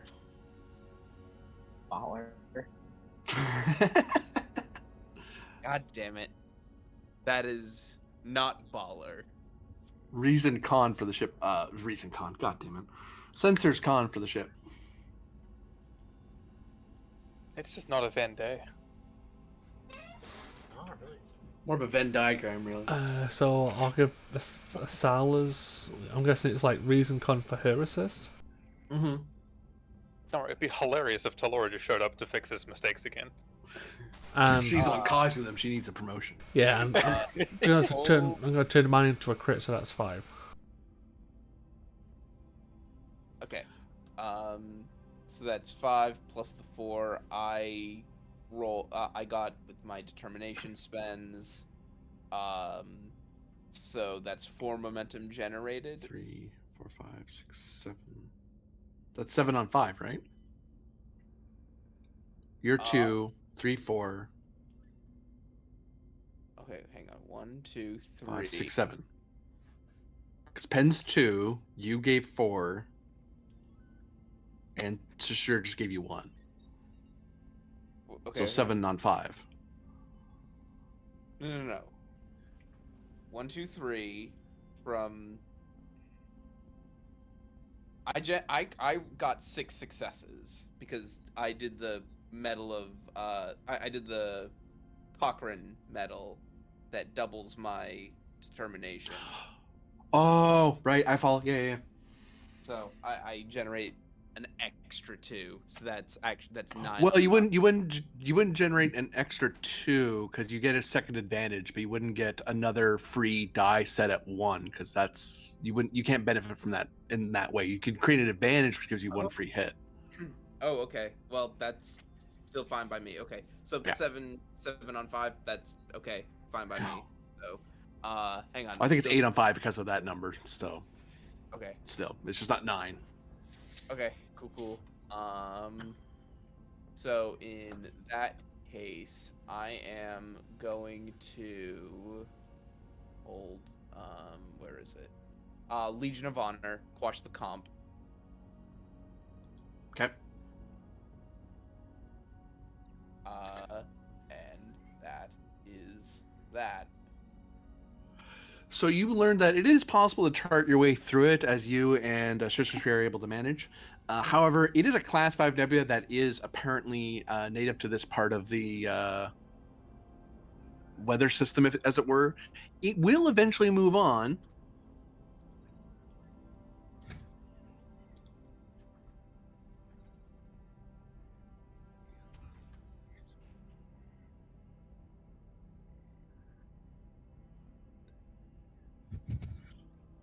In about approximately a month's time. It does cycle eventually. Okay. Well, But if anyone tries to fly through it, they're basically at without charting a hazard set ready to go. They're looking at difficulty 5, complication 5, and anyone in there is basically at increased difficulty to see anything. Never mind the fact that if anyone's exposed to the actual nebula's gases, they are in for a very bad time in a very rapid fashion. okay, so do we want to try and chart a course through? Well, that's what you just did. You flew through it to see how hard or easy it is to chart through it. And it's like, oh, it's actually quite hard. Okay. You just know that'll take about a month for it to. You scanned it. You scanned the storm from the inside, to put it that way. Uh-huh. So it's like, can you chart through it? You can. Here's how you do it. It'd be difficulty 4 if anyone followed your course, because you have an advantage. You've established a plotted course. But if they just wait like 30 days, by Earth standard, eventually it would just go. It would go somewhere else. Yeah, still should have this charted because it's gonna go somewhere else, and I think people are gonna want to know where this thing is going because it's this is a pretty chunky nebula. Well, it's data we can send off. Yay, more astrometrics. Now we actually chart the course, as opposed to me just throwing multiple things for you to sinkhole yourself into. You guys were fine. I wasn't too worried about it. Plus, I had so much threat. I'm like, well, I should throw something at you. Another cube, haha. Another cube. The bowman would kill me. Actually, the other ships in the fleet would kill me. You said we were done with the Borg. I mean, we are, but, more Borg is a treat? Now it's species 8, whatever they are. 8472. 8472. Dude, yeah. I really know that way too quickly. God damn it. Hated that arc. I did a game with them once. That was a good one. I think one I've always wanted to see is like the Hirogen, but like different sector of space. The hunting down the founders.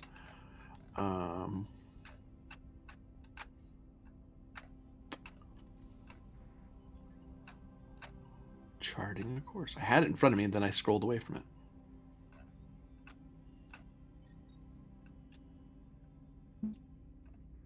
Right. So,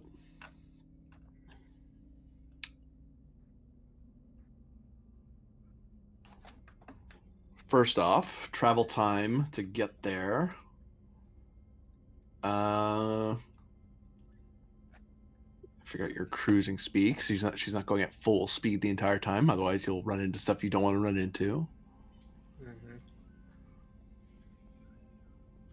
It's gonna take her about 7 days to get there at warp 8, which is she has to go that speed to chart safely.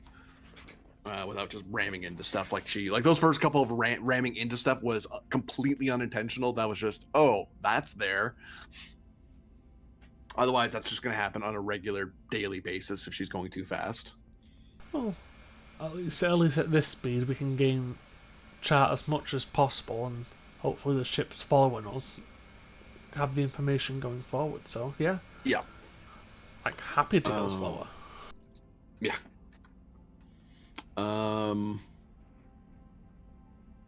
Then it will be work 12, magnitude 2, div 2. This would be harder, but a lot of stuff's been done to make sure this isn't harder.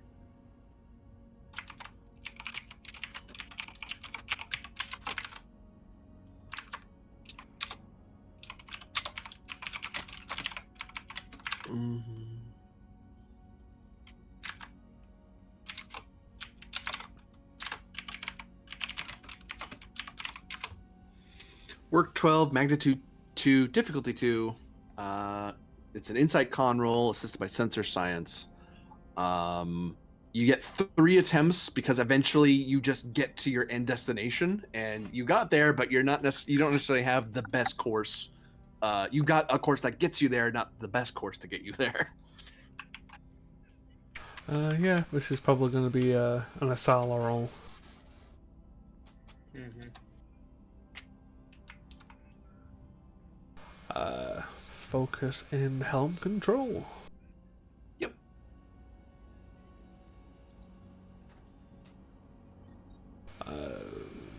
I'll spend.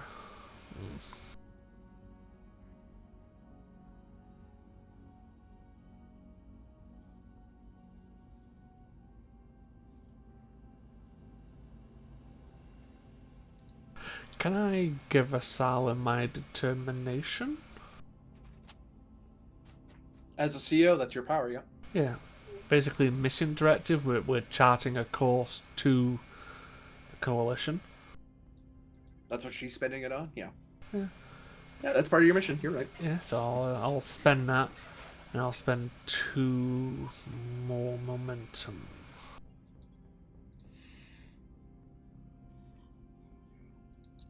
Like a coward. No. Well, she's cautious, so fuck you. Doesn't work in a non-Klingon game. I know. Well, if she wants to be cautious, she can go back to friggin' Andoria. That's 4 on the ship. Do some easy class. So we gain 2. Well, those means 6 challenge days.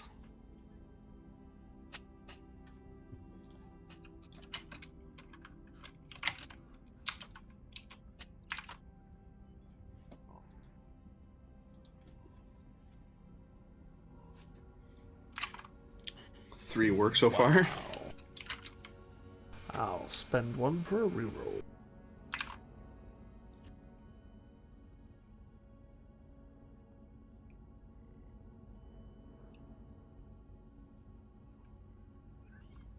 Plus an additional 4. Hooray.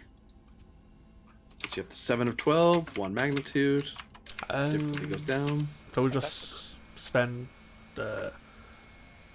2 and 3.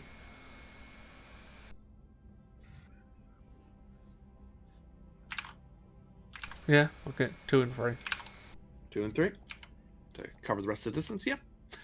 And she's able to chart a rather straightforward course, and there's a few other hazards that she sees, but since you're traveling at a reasonable pace, she's able to see them long before they're a danger and kind of just chart around them, and then is able to mark ways people can find their way through. That is,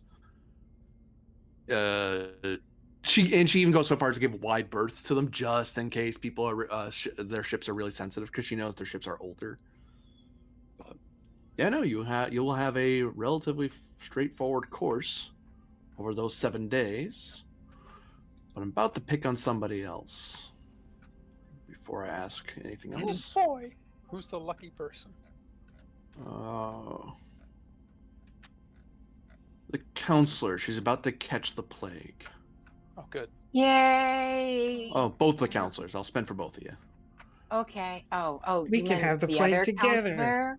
Okay. It's, No, guys, it's cool. I can go home and play by myself.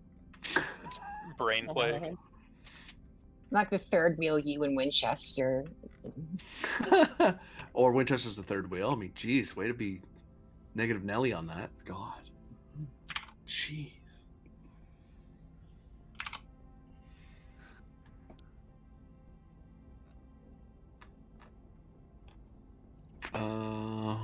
We're actually going to pick on the engineer. Aha! Oh, not either of us. We're both third wheels.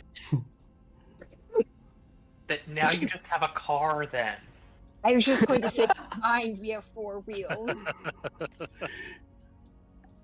What's happening?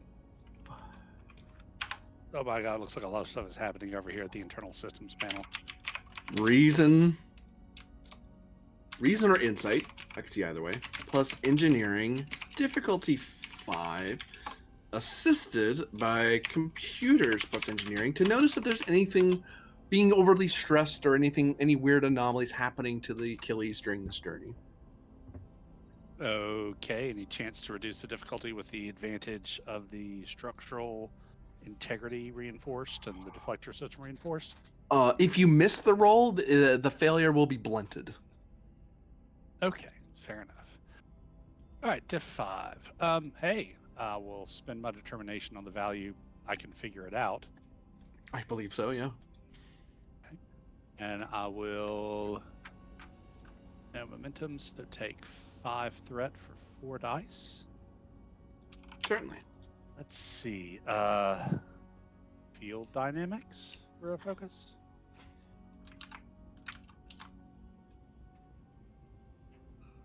I'll take it, actually. Okay.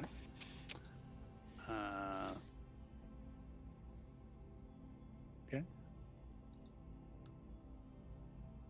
Roll them bones. Don't tell me what to do. Reroll the comp. There we go. 7.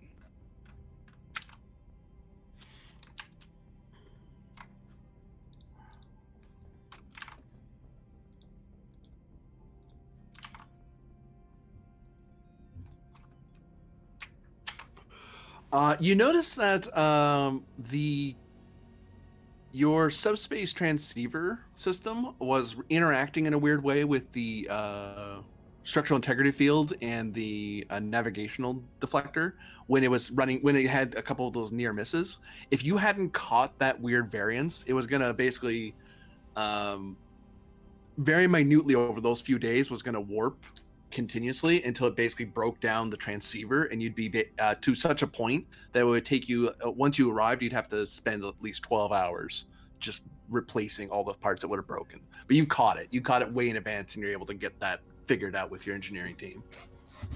It's just a weird variant that just happens just because of the course you had to take, and maybe has something to do with that class 5 nebula. Maybe so. Or the supernova wavefront. Those are pretty extreme things to be running in, to be coming close to, even for the Achilles. Captain, I'm having to reset the balanced polaron dampening manifold. We should be all right now. Oh, that sounds like a blast. No, it's not. That was the whole point. I'm glad to see my sarcasm still goes over everyone's head. Yes, well, you try to talk down a crystal entity who's wanting to know about destructive capabilities while keeping a ship from blowing into pieces. I'll have a report for you later. Sounds like fun.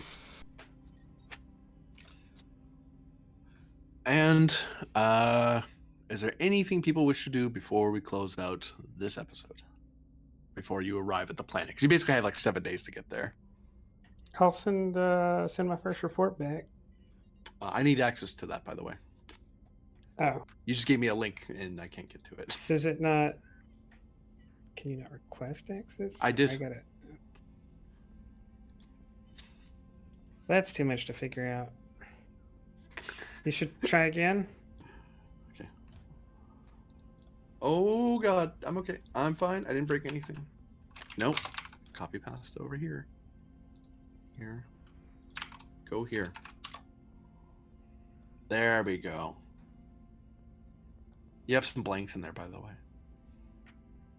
Well, yeah, it's an ongoing. This is the first update, not the first. Okay, submitting incomplete work. I get it. Yeah. Well, they asked.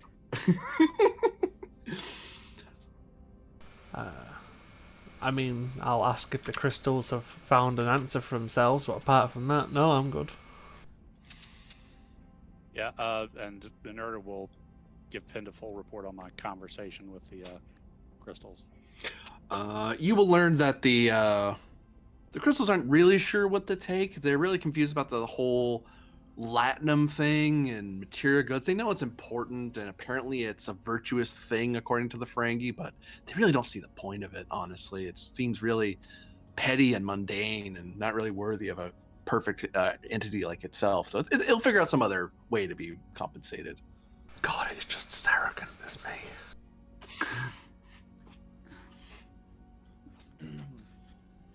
It's like when Quark But it's was actually trying right. to explain the economics to the Vulcan. Now, if Quark were here, he would totally be able to explain to the crystals what it should do. Yeah, I'm good.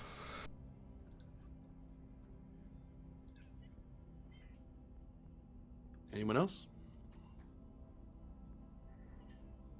Yeah, can I make sure that that process we were working on gets completed? Either by calling them or helping them, or if doing it myself.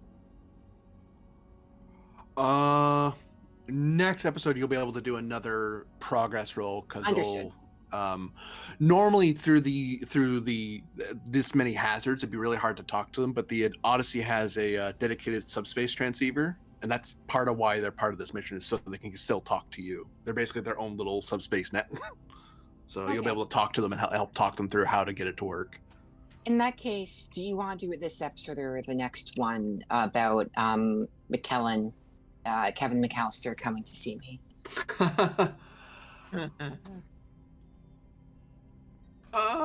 We'll do that as last scene unless there's anyone else. Good. Ryloff, if you're gonna kill a Pen, now's the time.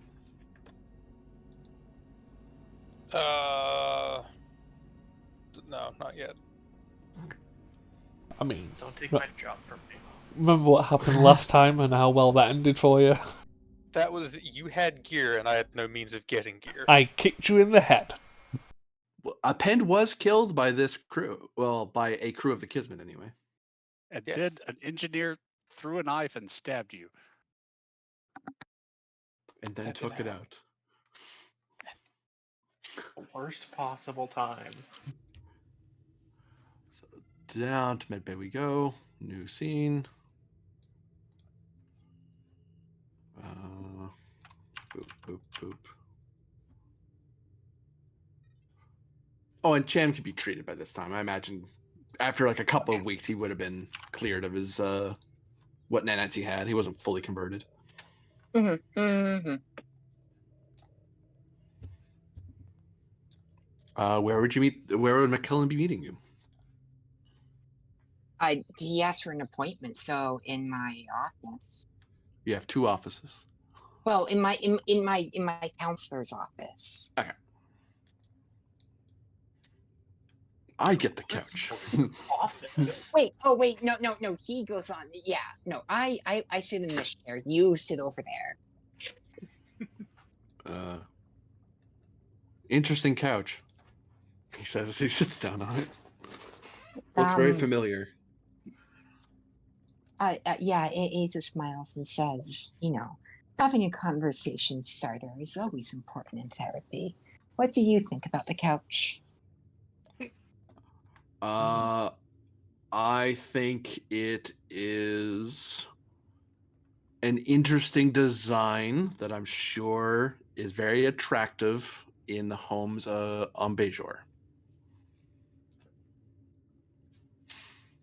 Incorrect. It's a Really terrible feel. couch. Try again. Yeah. Yeah. Um,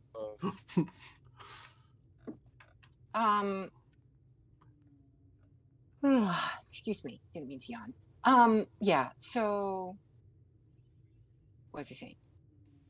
Oh, yes. Asa is going to smile and say, I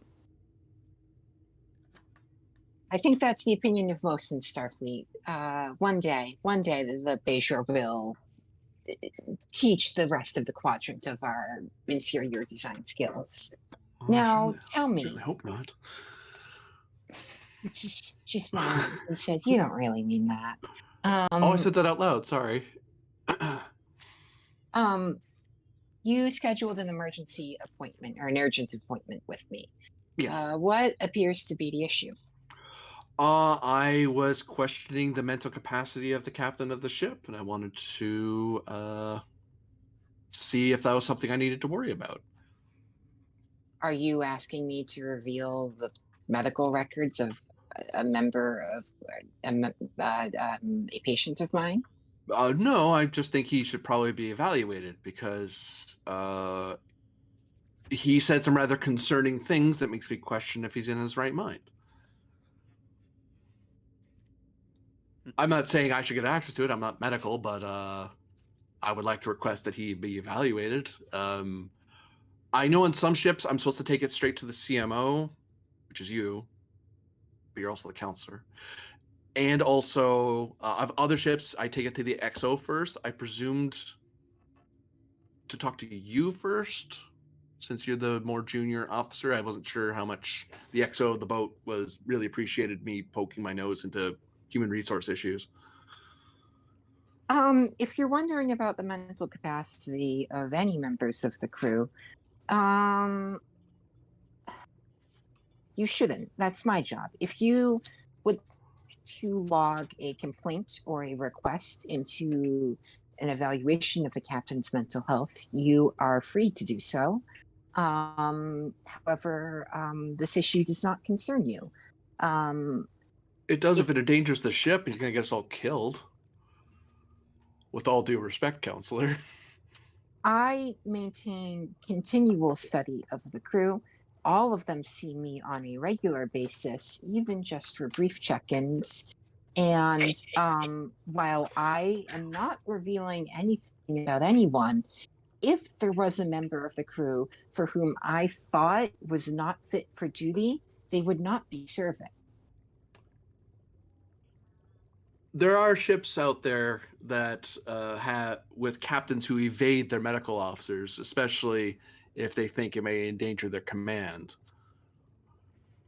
So I'm just doing my duty to inform the medical staff that the captain seems to believe that has a very unusual and concerning relationship with a undocumented life form, and seems to be allowing it access to various parts of his ship.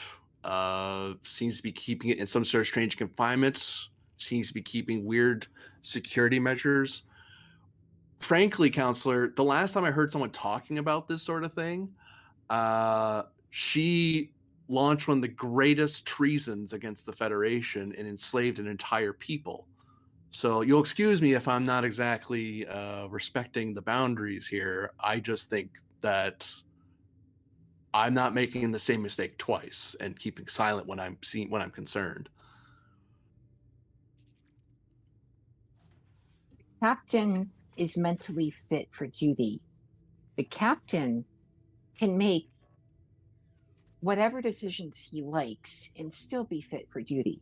If you would like to make an ethical complaint about the captain's behavior, you are more than free to do so. However, being in the right mind and being morally right are different questions.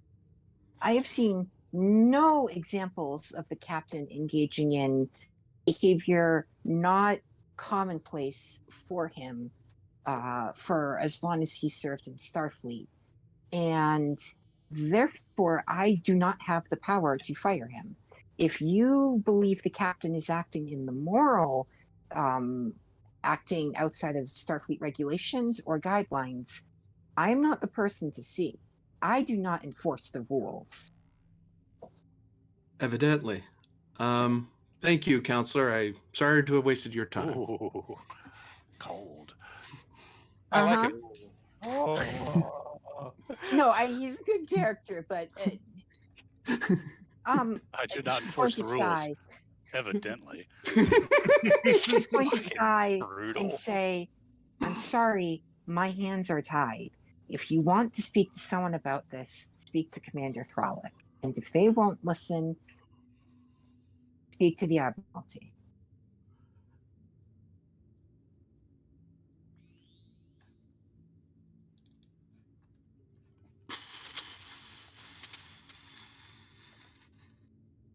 One second. Oh, you gain a momentum. Kind of stares at you for a second.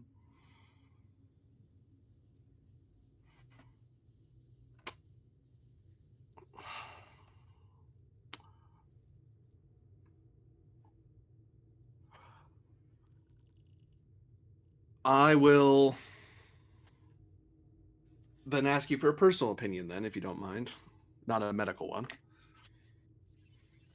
Kind imagine of she stands out of turns the off. couch.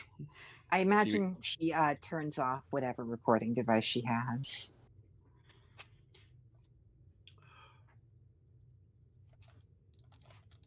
If your captain's in the wrong, is your exo the sort to actually stand up to him? I don't know. I've never served with Thralick at all, with Commander Thralick, so I don't know her beyond her service record, which looks perfectly fine, but you served with her.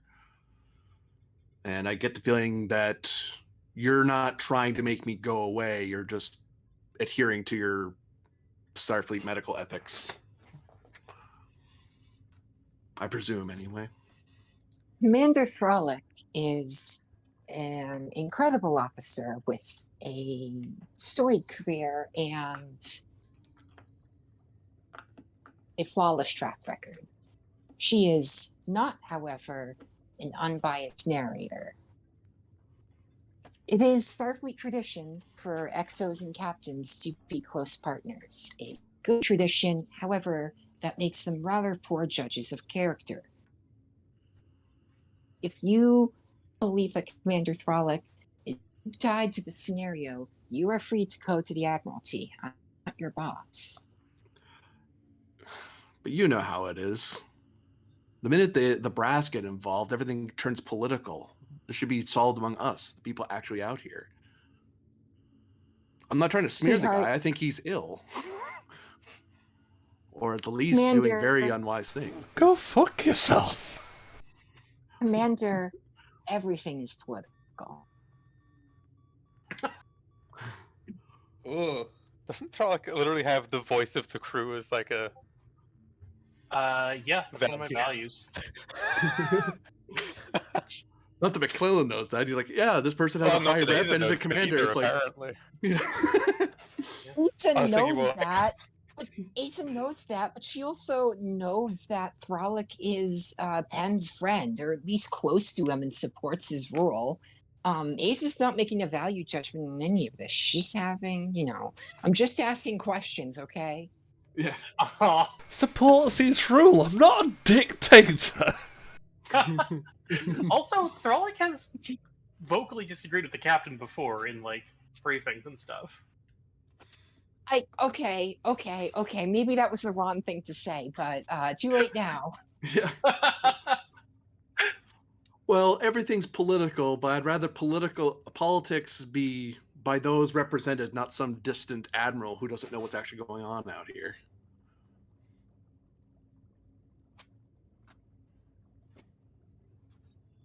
I'm sure Then- Rear Admiral Grennan's a perfectly nice guy, and his record looks pretty good, but he isn't out here. We are. Then I am not aware of how to help you. You can file as many complaints with you as you want with the commander. I expect her to do her due diligence and investigate the problem, if there is one, of course. But if you don't think that's sufficient, then you don't think that's sufficient. I'm not filing anything as of this moment. So the decision falls onto you. Do you think this requires Admiral intervention, or does it not? Hopefully not yet. I'm just concerned, and I want to make sure that I'm not standing by while evil's happening. Or maybe I'm just seeing too little of the picture, and someone hopefully can explain to me what's going on this ship. How long till I get that? If you've come for that, you've come for the wrong place. I don't know what happens beyond the double doors to this room. Well, you see, they're weapons dealing crystals aboard. They're currently in our computer. Oh yeah, let's not. They are here consensually, but not the way you or I are here consensually. Let's not forget they're weapons dealing crystals. They're about to enter a hyper capitalistic society that's Right. warmongering. Well, But the force field's not always up. No, it's Well, okay. counts- It's okay. It's not a prison. We give them yard time sometimes. Oh, Well, counselor, I thank you for your advice. I really hope this resolves in a way that's helpful to all of us. yeah. As he walks out the door, she's going to say, "Can I give you one final piece of advice for my resistance days?" I'm worried what you're going to tell me, frankly, but go ahead. Sometimes the best thing you can do is to not gain attention to yourselves, to handle things locally and quietly. But other times, the only way a position can solve itself is to make enough noise you attract the local go. Back in my day, when you attracted too much attention, nukes tend to happen. So you can understand my hesitancy, but I get your point. Attracting the this- attention of a gull never came without casualties. We do what we must.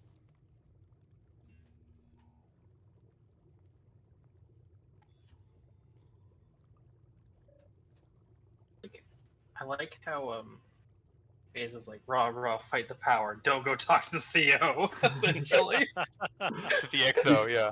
It's like Thralick's values actually put her very well in line to be like, no, I'll listen. Yeah. My primary concern, or I believe the primary concern of any Starfleet officer, is to ensure the life and safety of all Federation citizens and crew, even if I disagree with them.